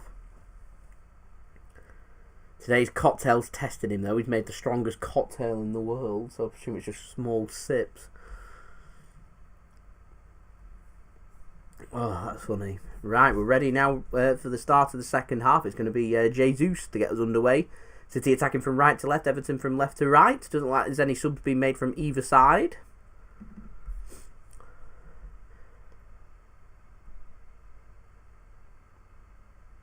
And Jesus does get us underway here, ready for the second half. Come on, City, let's have a good second half here. Let's get through to the semi-final. Let's keep the quadruple alive. What I would say, I think for City, we've got to be pushing for 3 more wins for the Premier League. I would say if we do progress to the semi-final, the sooner we get them 3 wins, the better. Win the next 3 Premier League games, then just rest players for the Premier League. Don't do anything else. Focus on Champions League, the League Cup final, the FA Cup semi-final if we get there. Focus on them. They're the priority games. The only way we can prioritise and think about them games, though, is winning them 3 Premier League games. But we've still got a job to do here for the next 45 minutes. If it's still level like it is right now, it will go to extra time. And if we cannot be separated after extra time, it will be penalties. So good touch from Bernardo Silva now into the penalty area. Oh, it's a great turn. That's a great ball. Oh, Foden, I think. Should have left yeah, should have left that for Fernandinho. Yeah. And chance, I think, might just have drifted away. Here's Fernandinho now. Oh, that's a good pass out to Foden. Can he get a good ball into the box? It's not a bad ball in at all. It's good defending again. Who is it? Mina. Yerry Mina again. He's having a great game for Everton. I'm amazed there's not top clubs after him. I'm amazed. Yeah. Some teams speak. Him and Van Dijk. Do you know what I mean? Like, just Liverpool have a crisis. Who should we go after? Let's go after Everton's centre back then, Yerry Mina. Do you know what I mean? And then the problems go away for them. Of course I don't understand it. Anyway, corner in from City. Again, not a good corner. Oh, that's terrible goalkeeping. And it's cleared. Showing the inexperience there. They've got a third choice keeper in net. Get some shots. Get something happening. What's going on? We're missing Jordan Pickford being in goal. Is he injured? Yeah. He'll also be, yeah. Missing Jordan Pickford being in that net. If Jordan Pickford were in that, I'm pretty confident it'd be 2-0 to City. Yeah. Because he's shocking. Yeah. Oh, Raheem. Okay. Raheem's not having a... Oh, he's got a free kick. Yeah.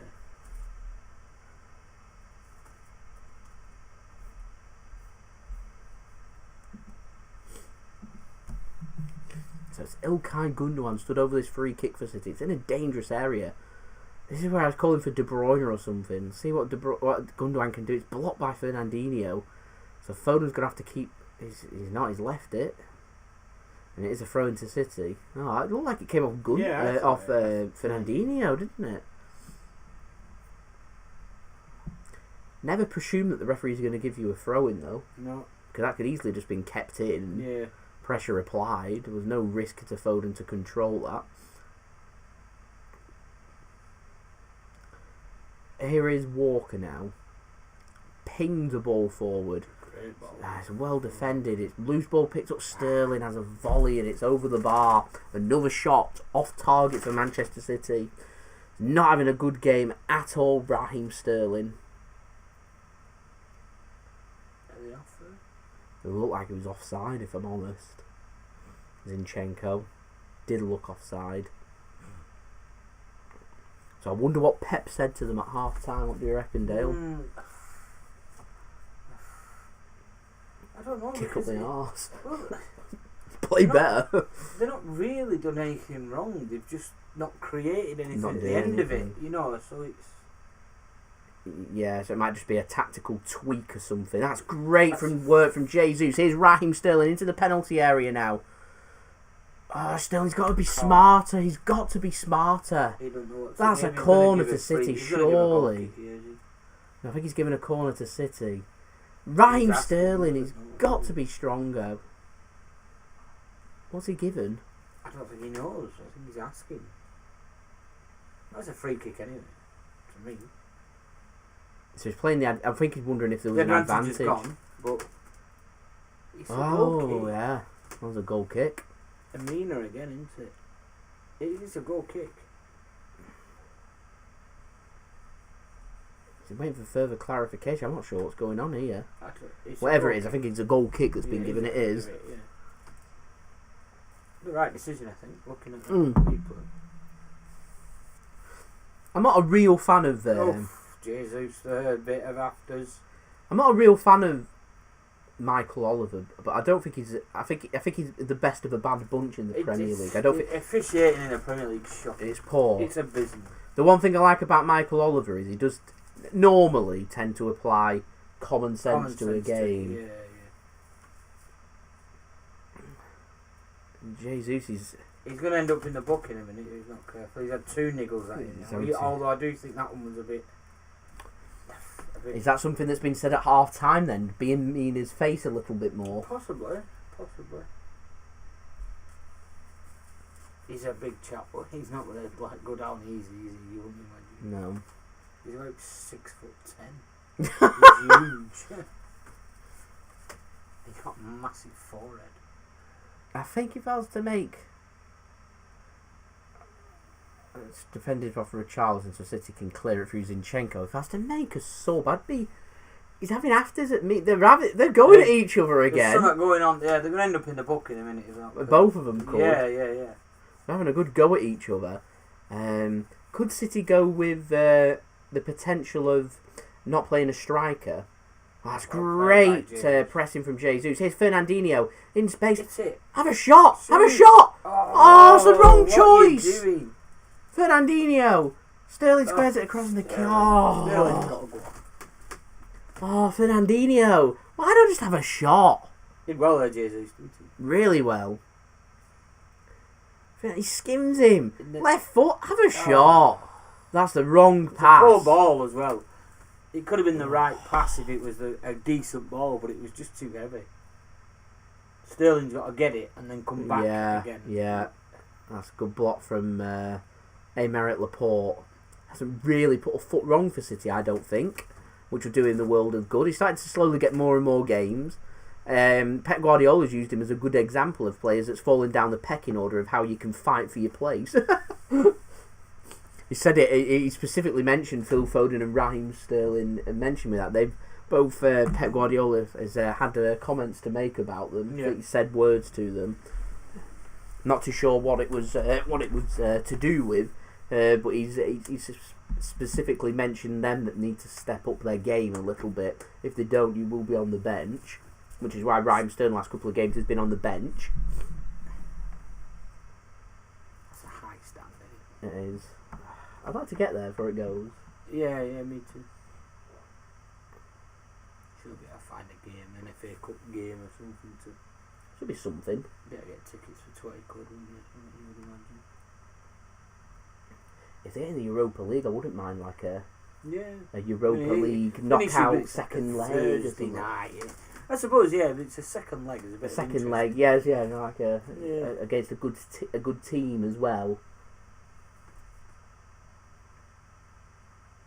I think that'd be quite interesting, actually. What's he doing there, Zinchenko? I'm not sure. City's been getting linked with a new left back in the summer. We're getting linked with Nuno Mendes from Sporting Lisbon. He's an 18-year-old kid that's got a £70 million release clause. Never. And City said they're not going to pay that. 18-year-old? 18 years old, €70 million. Wow, football's gone mad on it. For someone that's 18, I wouldn't even touch 20 to 30 million pounds. It's just unproven, isn't it? Going straight into your academy, isn't it? I'm not sure. No, I mean that to me would do. You're not like.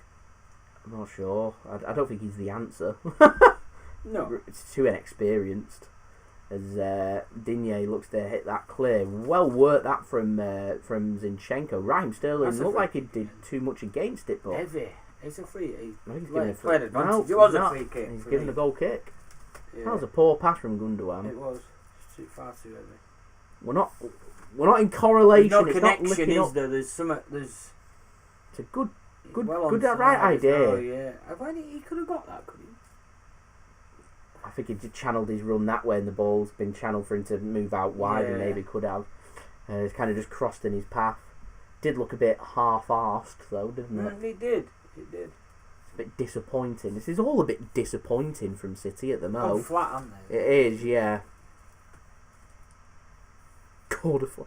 Aaron's waiting for a corner flag statement from PNE with regards to Alex Neil's future, as PNE are getting slowly dragged into that relegation. They get beat again today. At home to Luton Town. It's just not a good result at all, is it? It's not.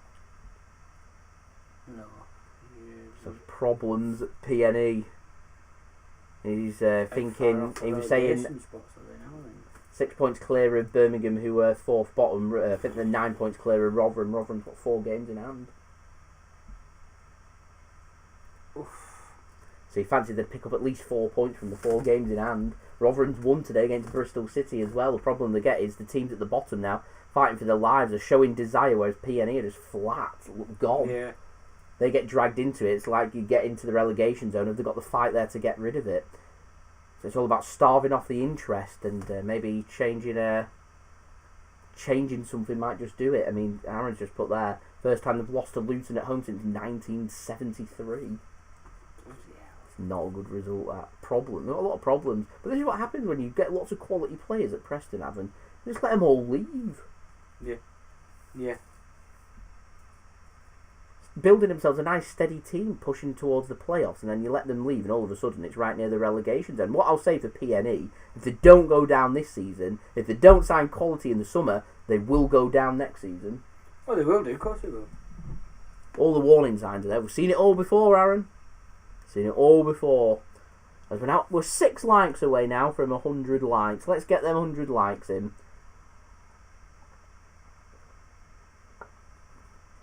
Walker and Gomez had a bit of afters there. And Fernandinho's just clattered out Richarlison and picks up a yellow card for his troubles. And we did, yeah, I remember, Aaron. Going to be a long, hard season, we said. History repeats itself. Need to change the manager, bring someone in with fresh ideas. A different style of playing philosophy is what's needed at PNE. Corner comes in from Everton.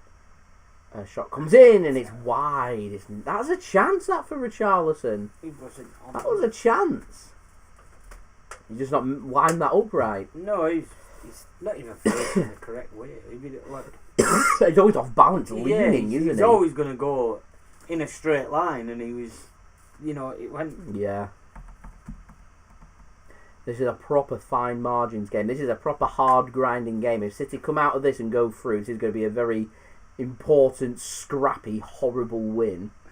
It's a great pass into the channel from Sterling. Here's Fernandinho coming forward into the penalty area. Great run, great ball. Oh, what a save! What a save! Virginia with a brilliant save there. Raheem Sterling.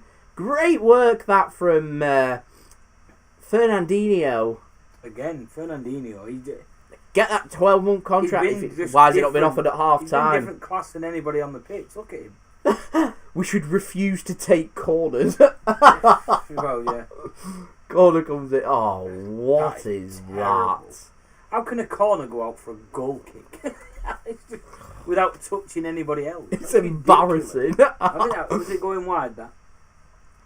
Is everything right? I think that's going in. That's going in. That's a brilliant save. Hits it into the ground. Does everything right there. That's an excellent fingertip save. That's going right into the bottom corner. That is a brilliant, brilliant save. Definitely the best opportunity of the game so far. Typical Raheem Sterling finish that as well, isn't it? And it comes across and he side foots it. Just side foots it and hopes it will go in. Yeah, it's a good save. Really good save. Yes, 2 likes away from 100 now. Let's make it happen. Let's make it happen.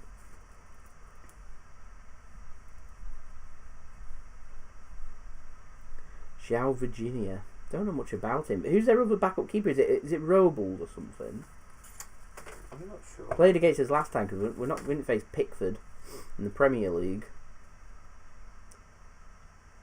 Zinchenko heads it clear for City. Here is Raheem Sterling. It's a poor touch and Gundogan clears that forward. Foden chases.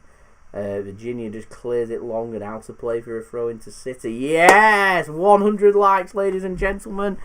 Thank you everybody that has left a thumbs up. It's much appreciated. All absolute legends. Another live stream that hits 100 likes. So thank you everyone for that. Much appreciated.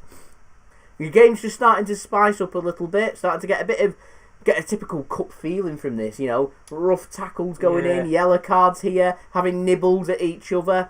Going close. This could get quite heated if things carry on the way that they are. As Ruben Dias does well and gets a throw in there for Manchester City.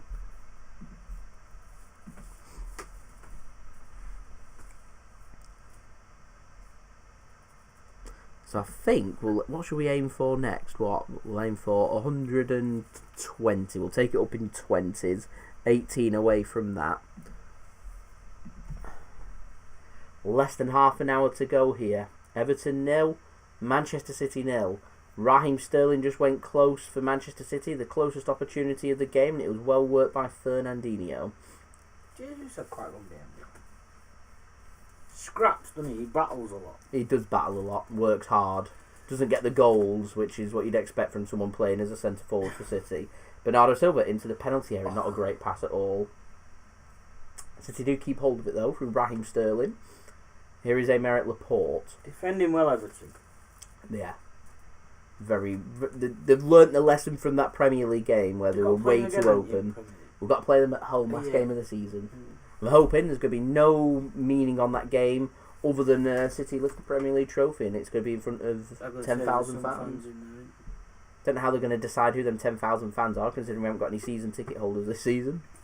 First come, first serve. Surely it's just going to be they'll give priority to last season's season ticket holders, I reckon, but surely it'd be better just to give it as a overall free-for-all. Would you not? Yeah. They'll give it to people with the highest points, I reckon. Yeah, they'll probably go through like the supporters clubs, so Mm. you know, the different branches of supporters clubs will probably get some form of priority. Won't they? You would imagine. Yeah. You know, the ones who travel, fans who travel home and away. Yeah. You abroad fan, you European travelling fans will probably get a higher priority, wouldn't they?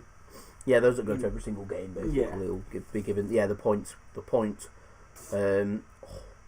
hoarders. All the points will get given the priority. 10,000 is a good number though. 10,000 is a really good number. It's not bad, is it? You know. There'll probably be some corporate in there. Would that be included? Or would be able to do that I'd imagine that'd be included. Would they not be able to do that on a separate I'd like to know what actual number of City season ticket holders would be allowed in, because there'd be corporate, there'd be family members of the players and everyone. That's what I'm saying. So like your corporate, if they're in a box, could that not be separate from the 10,000? I don't think so. I reckon it's going to be included in that. You know, because if you're a company or something and you own a box and you can say it's a bubble. Oh, go down, Phil. Go down. Could have bought a free kick there. Anyway, we'll get a throw in instead. Mahrez is stripped. He's ready to come on. I reckon this is going to be for Raheem Sterling. You would imagine so. So is Mahrez coming on? It's Bernardo Silva coming off. So Mahrez on, Bernardo Silva off. Where else do we go from here with substitutes? Hopefully Mahrez can show his good form to continue and help us to try and progress. The amount of demand for that hospitality be incredible, because you're literally just you're going to be buying a ticket knowing full well that City you're going to be watching us lift their Premier League trophy. At the opposite end though, like some fans won't go because they're not there able to go with their mates and stuff. No, that's it, innit? It's going to look weird. The pubs are open, you could go to the pub and watch it. Sounds odd. Kind of odd, isn't it? It's odd. Strange. It's really strange. The sooner we can get a full capacity, the better. It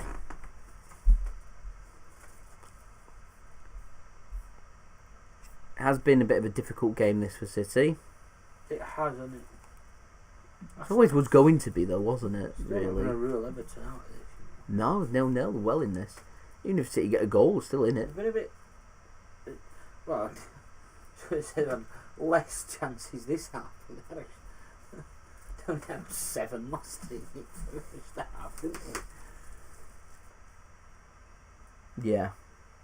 I don't know. You see, one of your comments has said about grinding them down, and you probably could see that happening. Last 10 minutes, then. It's just been City all the way, hasn't it? So they're tired. The attackers will be tired come the last 10 minutes. Yeah. Tired legs. Maybe a chance to put a bit of pace on then. Ferran Torres or someone else.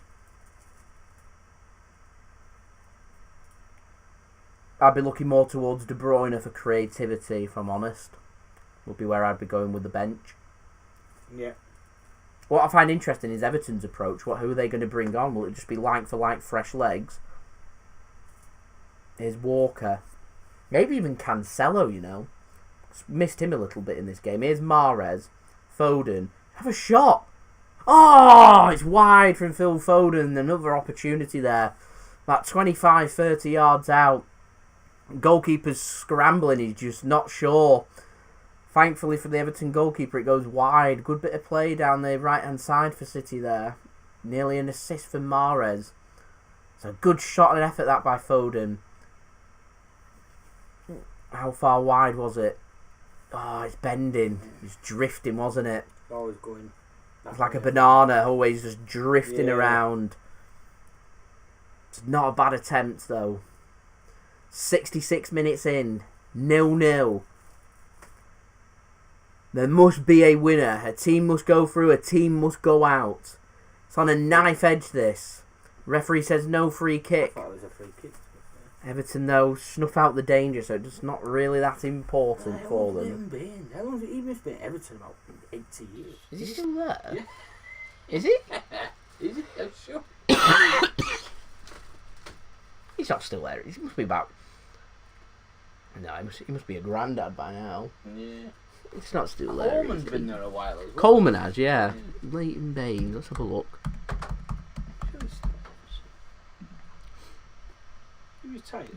Former English. There we go. Former one, yeah, retired. 36 now. Right. Retired in 2020. Yeah, really. So last year. Yeah. I remember breaking his leg, didn't you? How long's Coleman been there? Coleman's been at Everton all his career. Has he? He's played for anybody else, has he? He played for Sligo Rovers in Ireland, then went to Everton in 2009. Went on a little loan move to Blackpool in 2010. But he's been there now for 12 years. Wow. So, corner here for Everton. It's cleared by City. Gomez goes for a shot, and it's wide of the post. There's no flick-ons there at the back post. Yeah. It's out for a goal kick. I reckon it's 1 goal in this game. Yeah. I reckon next goal wins the game and goes through. Yeah, I would agree. Yeah. It's a bit of an iffy game, if I'm honest. Very close with the stats. Other than possession, everything else is so close with aerial duels, challenging for tackles, attempts on target. Everything's so close.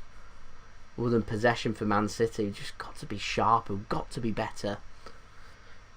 So we are now 15 likes away from 120 likes. So any help towards that would be much appreciated. If you haven't already, please do leave a thumbs up. Don't forget also to subscribe as well. We're now less than 80 subscribers away from 16,000 subscribers. So if you haven't subscribed already, then please do. Got a bit of an exclusive. We will be doing live watch-alongs, not just of Manchester City, but also of all the Champions League quarter-finals for everybody to look forward to, including that City-Dortmund two-legged clash, as well as be paying close attention to the PSG-Bayern Munich games as well. So I'll be doing live watch-alongs with them for everybody to look forward to. Also, don't forget to go and check out today's video sponsor, which is OneFootball. You can find their link at the top of my description if you want to go and download the best footballing app out there to stay up to date with all the latest news, football news, fixtures, results, and all that good stuff. As Everton look to come forward there through Richarlison, it's defended well by Manchester City, and Fernandinho can play the ball out to the right-hand side. Here is Riyad Mahrez. One thing I will say about that Dortmund clash, we're going to have to be better than what we have been today against Everton if we want to go through. As City pick up a free kick inside the Everton half, so another chance here for us to potentially put a ball into the box. As Richarlison there was appealing for handball against Diaz, there's just nothing in that. Hits his arm. His arm's just by his side. You can't just, I'm happy that they've got rid of that rule of anything that hits the arm is handball. I'm happy they're starting to distance away from that. Yeah. It's ridiculous. 20 minutes to go then here. Good time to score now.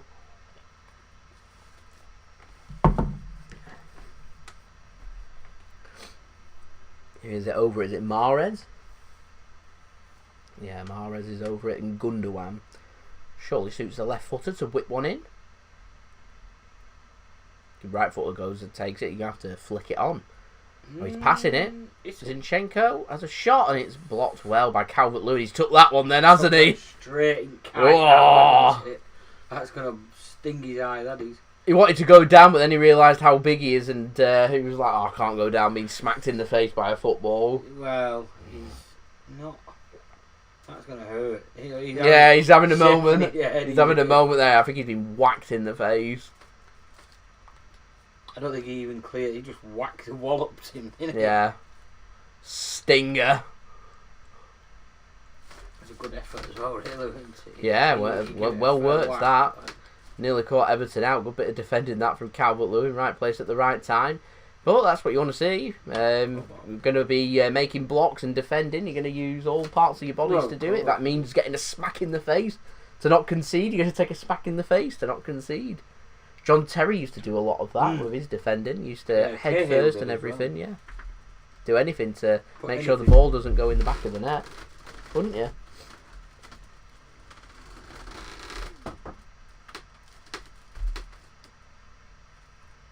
That's going out of play.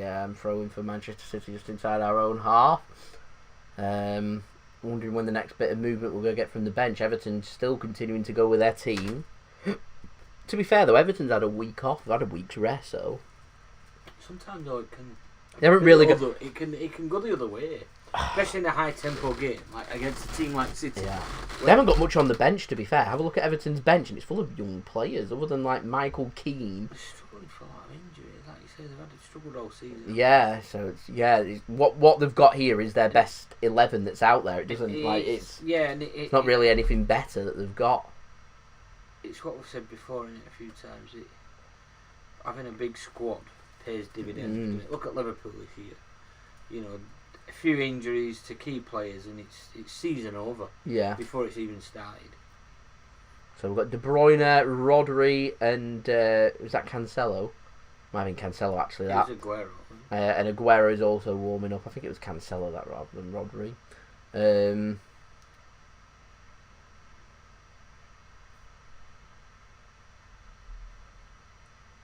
So it's City that's looking more towards the bench. Everton were just time wasting a little bit then. Are they happy with this to go to extra time? Maybe, yeah. Suppose. I reckon so, you know. There's a break coming up for them, isn't there? So it doesn't really matter, does it? Yeah, you know what I mean? If they have to go the whole 120, what difference does it make? They'll just go. I reckon they'll just go extra defensive into extra time. Possibly it's a free kick. He's playing. He's a bad challenge out that, yeah. Not surely referee, referee's surely gonna go back to this with a yellow card. You would imagine so. It's a poor challenge. Fernandinho needs to. I was gonna say Fernandinho could have been smart then against Richarlison, protect the ball and get another free kick higher up. Referee will be more inclined to give anything that's anything that's 50-50 because the advantage hasn't gone anywhere. Yeah, you would be more inclined to give you something. Because if Everton take the ball and go at the other end and score, we're going to be furious. Well, yeah. Not had any advantage, in fact. Yeah. Nasty challenge, that one. Surely a yellow card incoming. Good work by Fernandinho. Here is Walker. Might take a long-range effort, this, to maybe break the deadlock. Jesus.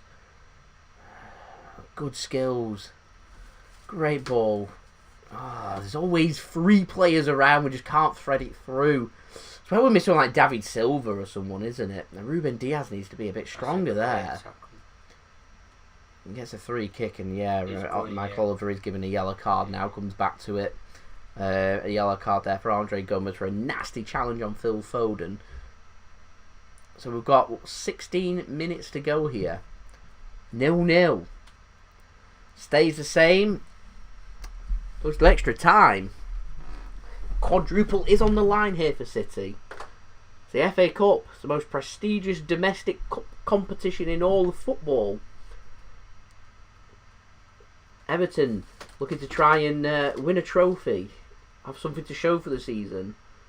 And it's a really good trophy to win as well, isn't it? It is.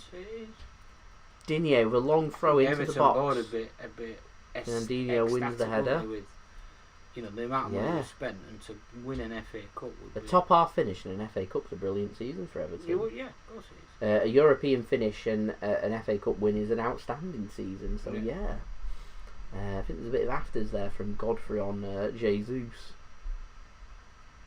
I think he's stood on his hand or something. Been quite a bit of afters going on with regards to Jesus. Yeah, I think he's.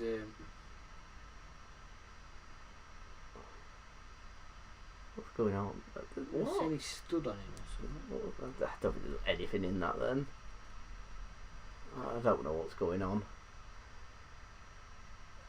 City are getting someone stripped, ready to come on. I can't quite see who that is. Is it De Bruyne? They look pale. Yeah, be De Bruyne then. They're definitely pale. I think it's De Bruyne. Gundogan's not had a brilliant game today. Could be for him. It's good work from Walker. Yeah, I think that's definitely Kevin De Bruyne. He's going to be coming on. 14 minutes. What can De Bruyne do? Fernandinho. Mahrez. I don't think it's a game for him. Everton seem to just snuff everything out. They've defended really well, and they've packed midfield. Yeah. De Bruyne likes space. The strikers have just dropped 10 yards. I don't think he's. I don't know. You never know with De Bruyne. You can just dig something out. Can do something out of absolutely nothing, even when not doing very well. Yeah, can just do something. Ruben Dias then. Fernandinho finds a pass just about there to Kyle Walker. Jesus leaves it for Foden. I don't think Foden fully read what he was doing. No, he didn't. Hesitated, and it allowed the defender to get the extra yard and intercept. City though come away with the ball. Everton just not stringing passes together now. It's a lot of running. The legs are looking a bit tired. This is where they need to be looking towards the bench. Sterling, heavy touch, goes down. He wanted that more than anything. Took an heavy touch. I'll go down now. I think it was a right decision. It wasn't a free kick. The time wasting. I don't get this. No. I don't get this. He's looking at me smiling. He's happy. Is he banking on? What's he been doing? Defensive City football. 120 speed. minutes. Penalties. I reckon he's practice. I reckon Ancelotti's had a bit of cheeky practice of penalties. You reckon? Yeah. The only problem is City not great at penalties, are they? No. The only problem they've got doing the homework on it. They tend to do a lot of homework on the goalkeeper. Zack Steffen's just not featured enough for us to do any homework on him. So how is Zack Steffen at saving penalties? I don't know. Yeah. I really don't know. There isn't that much homework out there for for Everton. Whereas with Ederson, because he's our main goalkeeper, he's faced quite a few penalties. You know his habits. With Steffen, you're going to be using old information from his time out on loan and international duty and stuff. It's a lottery though. At the end of the day, I don't like lotteries. I don't like penalty shootouts. Game's there to be won. 90 minutes. Go and make it happen. De Bruyne is still ready to come on. The ball's just not gone out of play. Here's Walker. Goes down. Free kick for City. And surely now the substitute will be made. I reckon this is Ilkay Gundogan coming off. I like that shirt. It's a really nice. It's our nicest of our shirts this season. That. What's the pattern on it? It's like a dark blue pattern. That's Sterling coming off. Not been a brilliant performance. Surprised he's lasted this long, if I'm honest. Yeah. What am I drinking? Vimto. Really boring. Yeah.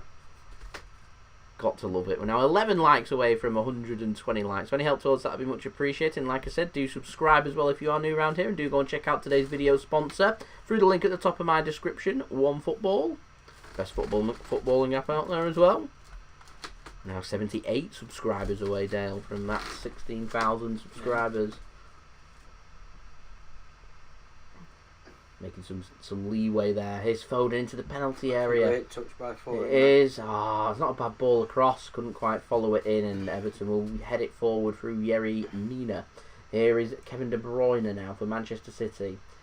Mahrez. It's gone into more of a central position, Mahrez, along with De Bruyne. I'm not too sure where the space is blue then. Oh, he should have stopped play. The advantage is kind of gone. Free kick. Yeah. Can you not just put your hand on the ball and stop and say, I want the free kick? If you blow it, then you stop, don't you? And he has to take it back. What do you do in that situation where you don't want to? Gomez as well, though. You've got to be careful, Gomez. Yeah. I don't know. I don't know. He definitely blew and then played on, so... Or he put his... Laporte just drives forward. Have a shot. Have a shot. Do you know what I mean? Just put your foot through it. How and many just test Everton players are there behind that ball? So many. Long range efforts. I mean, why is Kevin De Bruyne playing at centre back? What's his position? Right side of centre back. Yeah, wherever he wants.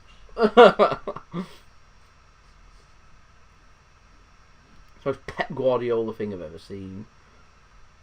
Where you playing? De Bruyne on for Sterling and then put him at centre back. Yeah. He's moved now.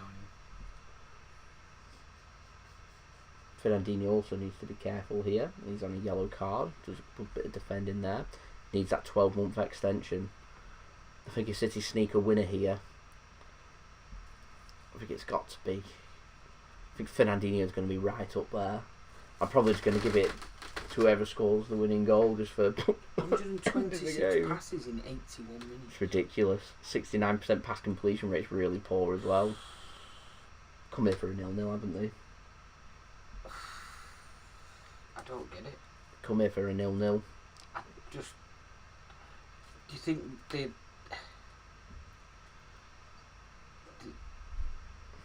they've done it? They don't want to push for that winner because they know that City are good on the break. So they might well. Last 5 minutes, they might. They've stayed deep all. You know, because they've defended really well, but there's so many of them at the back when City go forward. Has that been Ancelotti's game plan? Look, I think they've just been. Deep, I think they've just defend been, and let's. City are not good at penalties, and that is really the only good. Yeah. You know, it's a good. Foden, short shoot. Oh, straight at the keeper. Do you know what I mean? Is that what they thought? It's one of. I reckon they just thought. I reckon they just thought counter attack, set pieces, defend deep and give them nothing. If it means it finishes 0-0 and it goes to extra time, it finishes 0-0 and it goes to extra time. We're working on doing this, this and this, and I reckon they've had a cheeky practice of penalties as well. Walker just levers the ball clear. I reckon City haven't been working on penalties, don't you? City have been preparing, thinking this is what we're going to do. Don't they? They just play to win games. They don't. That's why you get a lot of top teams that are not very good at penalties because it's not something they ever play for. Because they expect to. Yeah, you just have a player. You just have a player like United. I don't reckon they practice penalties. You just have a player that takes the penalties, and that's that really. I wish we had a nice penalty taker, if I'm honest. Sergio Ramos is really good at taking penalties, isn't he? Defenders. It's not a bad position to do it if you've got a good shot on you. Oh, great pass. De Bruyne, Laporte, up, crossbar. It's good. Yes! He give it? I think he's giving it. It's Ilkay Gundogan with the goal for Manchester City. It's only taken 84 minutes. It's 1-0. Finally! Yeah. I think he was playing an advantage there, the referee. I don't know what Michael Oliver's stance was there, but it's 1-0. It's Ilkay Gundogan with the goal. With it is, yeah. All smiles from City. Let's have a watch of this before we get too carried away. Great run from Aymeric Laporte. De Bruyne. Good shot. Crossbar. Well followed in.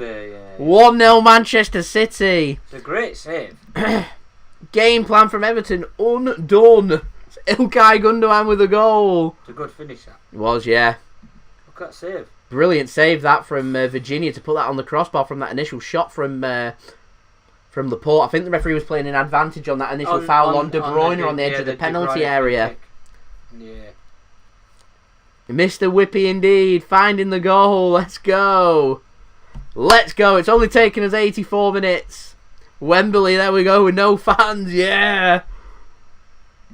It's 1-0 Manchester City here, 5 minutes to play. Everton now will have to come forward. It's certainly an entertaining 5 minutes or so. City now going to have to be defensively sound.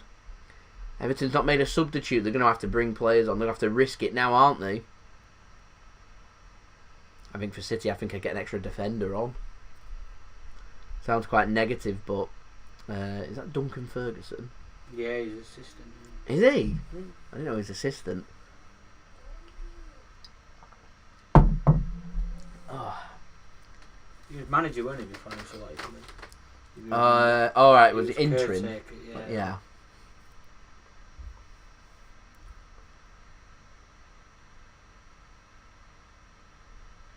Oh, I'm delighted we've got a goal there. I'm just hoping we can hang on now.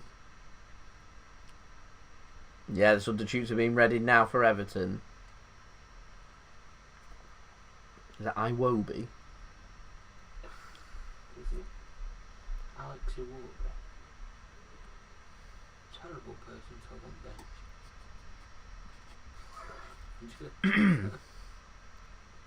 This is where Everton are dangerous. These set pieces. Yeah. Launch it into the box.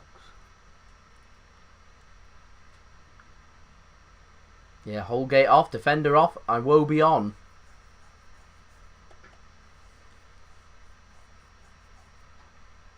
From Arsenal. Him and Walcott, I've never rated them. Pace merchants. No. Never rated them.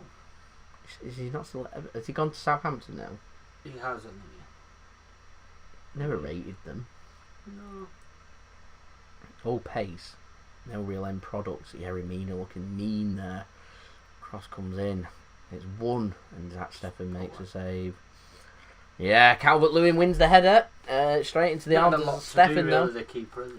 No, he's 87 minutes in. He's got a clean sheet at the moment, hasn't he?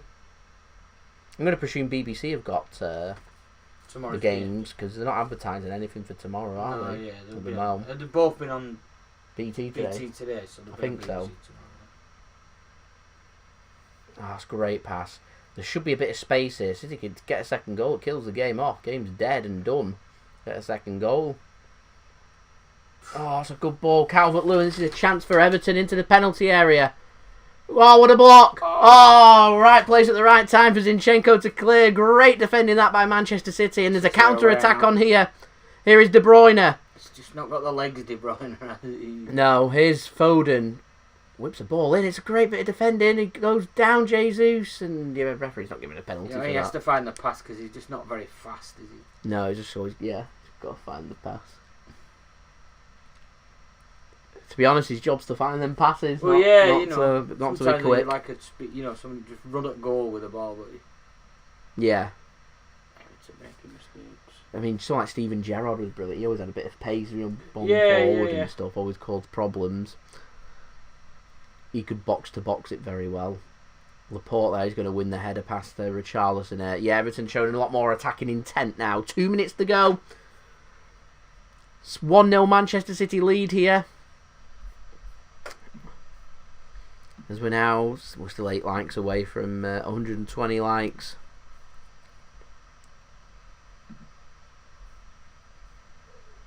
Now 77 subscribers away. Soon come, we'll get some hard work during the international break.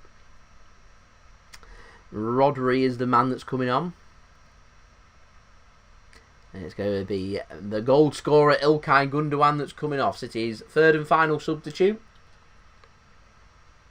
Rodri to come on and try and shore this up for City. Only 1 minute to go until we're going to added on time. Probably going to be about... I wouldn't have thought there wouldn't be that much time wasting. A couple of minutes? I'd have thought 3 minutes. 3 minutes is my prediction. Been a bit of time wasting, but it's been in-play time wasting, hasn't it? Everton and that with the goalkeeper. What a save that was from Virginia.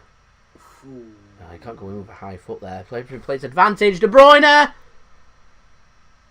2-0. Game, set and match. Here we go. FA Cup semi-final. Quadruple. It's still on. They're really unhappy about something, Everton here. Is it the high boot? I think. So don't get too excited about that second goal just yet. Referee is going to have a look at it. Everton furious about something. They're absolutely furious about something here, Everton. I think it's a high boot from Mahrez. He pulls out though. He doesn't touch him. Away, doesn't he? But then he puts him. Referee goes to blow the whistle. Argument? Yeah, he does. So he goes for the high. It is high, and then he pulls it down when he wins the header. He does. Referee was umming and ahhing about. Great ball, that's a great assist. I think it's the first pass that from Rodri. Yeah, it's a great touch. Look, he's onside. I think the referee was going to blow a whistle there for City to play an advantage just before the. It's a great finish as well. Just before that, it was a great finish from De Bruyne with his left foot as well. Really clinical. They're showing lots of replays here, so I think this goal's been given. I think this is City going through. Plus 4 minutes.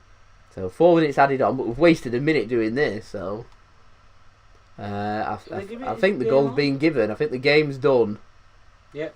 Yeah, goal given. 2-0 Manchester City. There we go. City will be going through to the FA Cup semi-final. Quadruple is still on. Fighting on all fronts here. In every single competition. It's a final of the Carabao Cup. We're 11 points clear in the Premier League at the top of the table. We're also into the quarter-finals of the Champions League. And we're into the semi-final of the FA Cup. What an ending to the season we've got here. Not bad considering the start to the season. The start of the season was miles off the pace. Here we go, ladies and gentlemen. Here we go. Getting indeed. Right, I'm going to go and sort my jackets. I would as well. Game's done. Game's over. Game is done. Cheers, Dale. Thanks for joining on. No problem. See you downstairs. See you in a bit. See you in a bit. So it's 2 minutes to go here. Here's Phil Foden. Twisting and turning. Is he going to get past? Is De Bruyne. Oh, De Bruyne does score from open play indeed. He was there getting the killer second goal for City. Job done here in the second half. Once we get past the initial defensive performance and get that first goal, it's done. It could be a third here. Here's Zinchenko. De Bruyne now. Foden! Oh, he's taking a heavy touch, and Virginia is going to mop up for Everton here. Everton panicking at panic stations here. I think Everton would probably just be best there just to sit off and ensure that it's just finishes 2-0 and just leave it at that rather than running the risk of losing 3-0, because this isn't a 3-0 performance by City. But City are going through to the semi-final of the FA Cup, a match at Wembley. Southampton already gone through, knocking out AFC Bournemouth. Chelsea have got a home game against Sheffield United tomorrow. And then lastly, it's going to be Leicester taking on Manchester United. That's a poor giveaway. Here's Mahrez into the penalty area. He's going to have a shot, twisting and turning. Fernandinho, the shot, and it's just wide. Everton at 6s and 7s here. All over the place. All over the place here. We're just waiting for the final whistle now. Ancelotti, a defeated man. It's Everton that goes out. It's City that are going through. And this leads us nicely onto the international break. We've got 2 weeks away from Manchester City, ready to return back for the final push towards the end of the season. We've got 4 trophies to go and win. What a run this has been from Manchester City. What a run. Thank you very much, Sean. I do appreciate your kind words there. 15 seconds to go here. Here is Riyad Mahrez. Been brilliant since coming on for Manchester City. De Bruyne has been fantastic as well. Rodri's got himself an assist with, I think, was his first touch as well.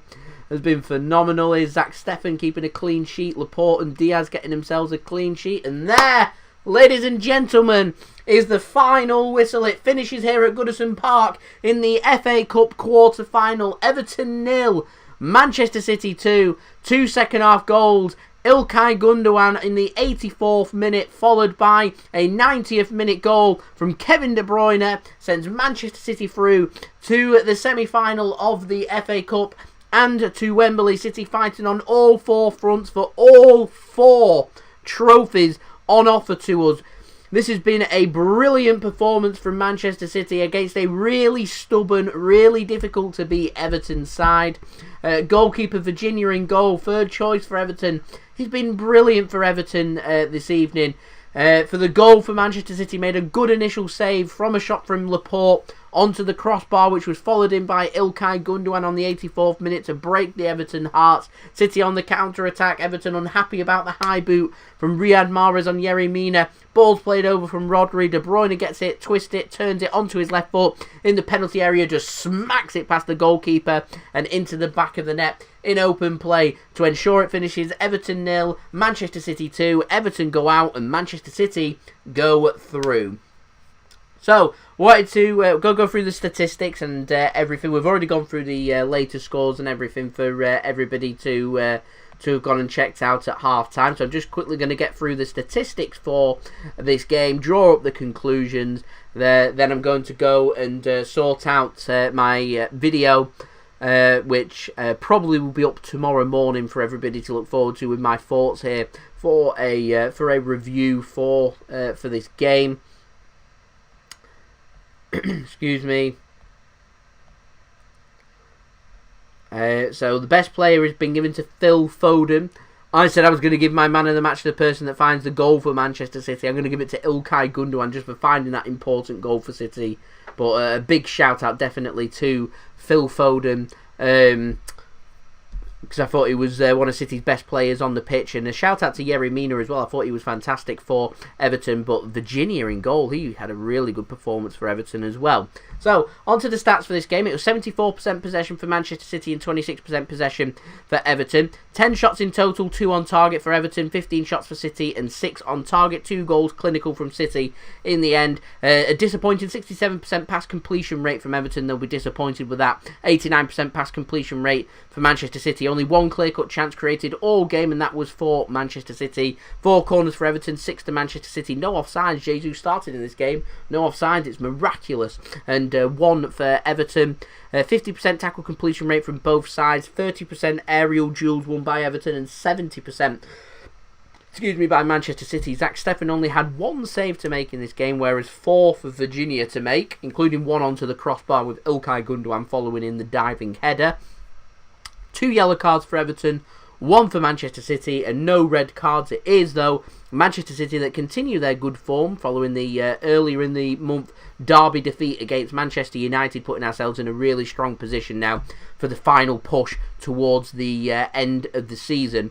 So where we go from here, it is the international break from now for Man City. What we do have to look forward to is the FA Cup draw, which I'm going to presume is going to take place tomorrow after the 2 games between Chelsea and Sheffield United and Leicester City against Manchester United.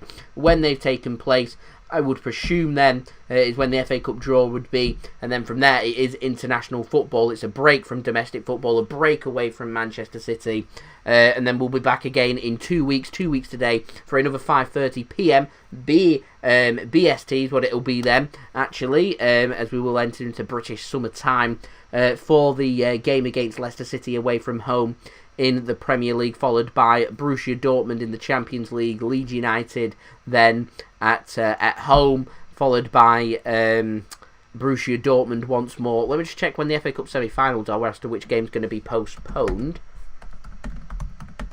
Semi-final dates. So yeah, the next 4 games for City are very big games, 2 in the Premier League and the Champions League games as well against Borussia Dortmund for the quarter-finals. So the draw's taking place at half-time between the Leicester and Man United games, so between 5:45 PM and 6 PM GMT on Sunday, March 21st. Game is live on BBC One. City are going to be ball number 1. Southampton are going to be ball number 2. Leicester City are ball number 3, or Manchester United, and ball number 4 is Chelsea or Sheffield United. And the games are going to be taking place on the weekend of April 17th or 18th, so I think that's when we have Aston Villa away, which will be postponed and that will be moved. Let me just have a look at see what dates we can have for that game potentially to be played. So City are going to be, so we've got Leicester on April 3rd. This is according to, I think, BBC fixtures. So April 3rd, 5:30 PM British summer time, we're taking on Leicester away on the 3rd of April. 6th of April, we've got Dortmund at home, so that's going to be on the 6th. Then the 10th of April, and the weekend, it's going to be Leeds United at home in the Premier League. We can win them back-to-back Premier League games. That's near enough the Premier League title done and dusted. Followed by, it's going to be Dortmund away on the 14th of April. So I think we're playing on the Tuesday, the 6th of April, and Wednesday, the 14th of April, for the second leg of the Dortmund game. And then it's Aston Villa, which was going to be on the 17th of April, which is now going to be postponed and moved to, I presume, the midweek after. Is the only gap for that game to be played, which is where potentially City could win with the Premier League, because we're going to have the semi-final of the FA Cup now. Then it'll be that Villa game in the Premier League, and then it's the Carabao Cup final, and then there's a sandwich between them. We're going to have potentially a semi-final if we go through against Dortmund. So many games. Thank you, Luca. Road to 16k. We are nearly there now. So we're on 123 likes. We've got 86 people now currently tuning in, so thank you everyone for that. That is much appreciated. Let's see if we can get to 130 likes by the end of the live stream. That would be much appreciated by me. Do go and check out today's video sponsor, OneFootball. Links to that in the description below at the top. If you want to go and download OneFootball, the best footballing app out there, that would be much appreciated. In fact, what I'll do for one last time, I will roll my promo video for everybody to look forward to with what you get if you do download OneFootball. This video is brought to you by OneFootball. If you want to download the OneFootball app, all you need to do is press the link at the top of my description, which will take you forward to where you can download this app. The OneFootball app is extremely useful if you are a huge football fan just like me. It provides you with the latest footballing news, transfer news, and the latest videos as well. It is one source of information of where I get my transfer news from. It also allows you to see the latest scores with what's happening in the footballing world. If you just click on a game, including any Manchester City game, it will not only bring up the latest team news, but it will also bring up the latest statistics and keep you up to date with everything happening in that game. If you want to download this app, all you need to do is press the link at the top of the description to stay up to date. So thank you very much to OneFootball for sponsoring this video. If you want to go and check out OneFootball, and do go and click that link at the top of my description. That'll take you to the download page to download the app. Doing so does help to support the future content created here on my channel. Do go and leave a thumbs up as well if you are enjoying the live stream, if you've enjoyed it so far. We are aiming for 130 likes. We're only 4 likes away, so any help towards that, ladies and gentlemen, would be much appreciated by me. We're now only 1 like away from that, so let's see if we can get there. Also, do subscribe. We're on that push towards 16k subscribers. We are now, let's see what the updated number is away from that goal. We are now 72 subscribers away from 16,000 subscribers. So if you haven't subscribed already, then do subscribe. We have currently got, 70 people tuning in. So if you haven't subscribed, subscribe right now and let's see what numbers we can get to. If we get to 130 likes, so let's see if we can get to 140 likes by the end of this live stream. That would be absolutely fantastic. Do go check out my social media links as well in the description below and also on the banner too. If you want to go and search for me and follow me on my Twitter and Instagram, my email also in the description below and also on the banner too if you want to hit me up for any sponsorships, for any videos or any general business inquiries. I'm going to be doing daily Manchester City transfer updates throughout the summer transfer window. It's going to be very busy for Manchester City, so I am expecting views, so a good sponsor opportunity there. If you do want to hit me up for any sponsorships, then do so through my business email, which is, like I said, in description or on the banner. Yeah, like, comment, share, subscribe. So let me know if you're watching this after the game, your thoughts in the comments below. Let me know your thoughts as well on the live chat as well whilst I am live, so I can do a last bit of interaction there. As Haaland is getting very popular by some of the people. And Andrew, I do agree there. We did leave it late, but 2 goal seasons into the semi-final, which is a really good summary there. It was hard work, but we got the job done, and fair credit there to Manchester City for getting that job done. Job done. So last note then for this live stream, just having a look at the Champions League fixtures. City are playing on the 6th of April. Which is the Tuesday. Real Madrid are taking on Liverpool on the same evening. So I imagine Real Madrid-Liverpool will be the game that everyone's probably tuning in for, with 2 massive European teams there.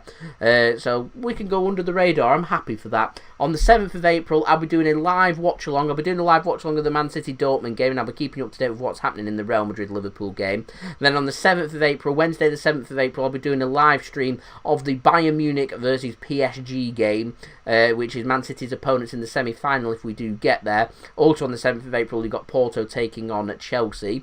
Then on the 13th of April, you've got the reverse fixtures, PSG taking on Bayern Munich and Chelsea taking on Porto. If any of them games are dead and they've been hammered in the first leg and there's no point in me doing a live watch-along of that second leg, then I'll have a pick between which game is closer for a live watch-along for them. And then on the 14th of April, I'll be doing a live watch-along of the Dortmund-Man City game, of course. And then moving on to the semi-final if we do get there. City will be taking on the winners of PSG or Bayern if we do knock out Dortmund, which will be played on either the 27th or 28th of April. And then the second leg taking place on the 4th or 5th of April. The other half of the draw is Chelsea or Porto. Winners of that will be playing the winners of Liverpool or Real Madrid. So yeah, definitely lots to look forward to, lots of content to come, lots for people to get excited about. But as it is, we head into the international break. We, like I said, I'll be having a review video coming out for this game progressing into the FA Cup semi-final. I'll also have a transfer update coming out within the next day or two as well for everybody to look forward to. And then over the international break, which does take us into towards Easter as well, that means I will be able to do my annual loan reports for everybody to look forward to, which I'll have spaced out, released over the course of 7 or 8 days during the international break. The content and grind doesn't stop here on the JSGC channels, because the international break doesn't mean that I do not stop. So we're now on to 136 likes. Can we get to 140 likes? If you're watching this and you haven't already, please do leave a thumbs up. We're now 3 likes away from 140 likes. Let's get to 140 likes. Like I said before, like, comment, share, subscribe, all that good stuff. I've been JSGC. I wanted to thank everybody that has watched this video. Thank you to everyone that has left a thumbs up. Thank you to everyone that has left their thoughts in the live chat as well. Thank you to everyone for tuning in, and thank you to everyone that has gone and checked out today's video sponsor, OneFootball, and downloaded their app through my link at the top of my description. Absolute legends. We smashed past 140 likes. Can we get to 150 likes when I end the live stream? Let's see if we can make that happen. Thank you everyone so much for staying tuned. Let's get that big push now towards 16,000 subscribers. But for Manchester City, quadruple, it's still on. We progress to the semi-final. Hard fought, not a classic. We knock out, though, a well-drilled, well-organised team in Everton, and we progress by 2-0 away from home at Goodison Park. Really good result by Manchester City. I'll see us all again after the international break. Next live watch-along will be the match against Leicester as we return back to Premier League action, as can Man City take a big step towards winning back that Premier League trophy. So I'll see you then. So I wanted to thank everybody for watching. I hope everyone is safe and well as well. I've been JSGC. Dan as well, stay safe, yes, and ciao for now. I've been JSGC, bidding everyone a fantastic rest of your evening. I'll see you all again very soon. Peace. Ciao for now.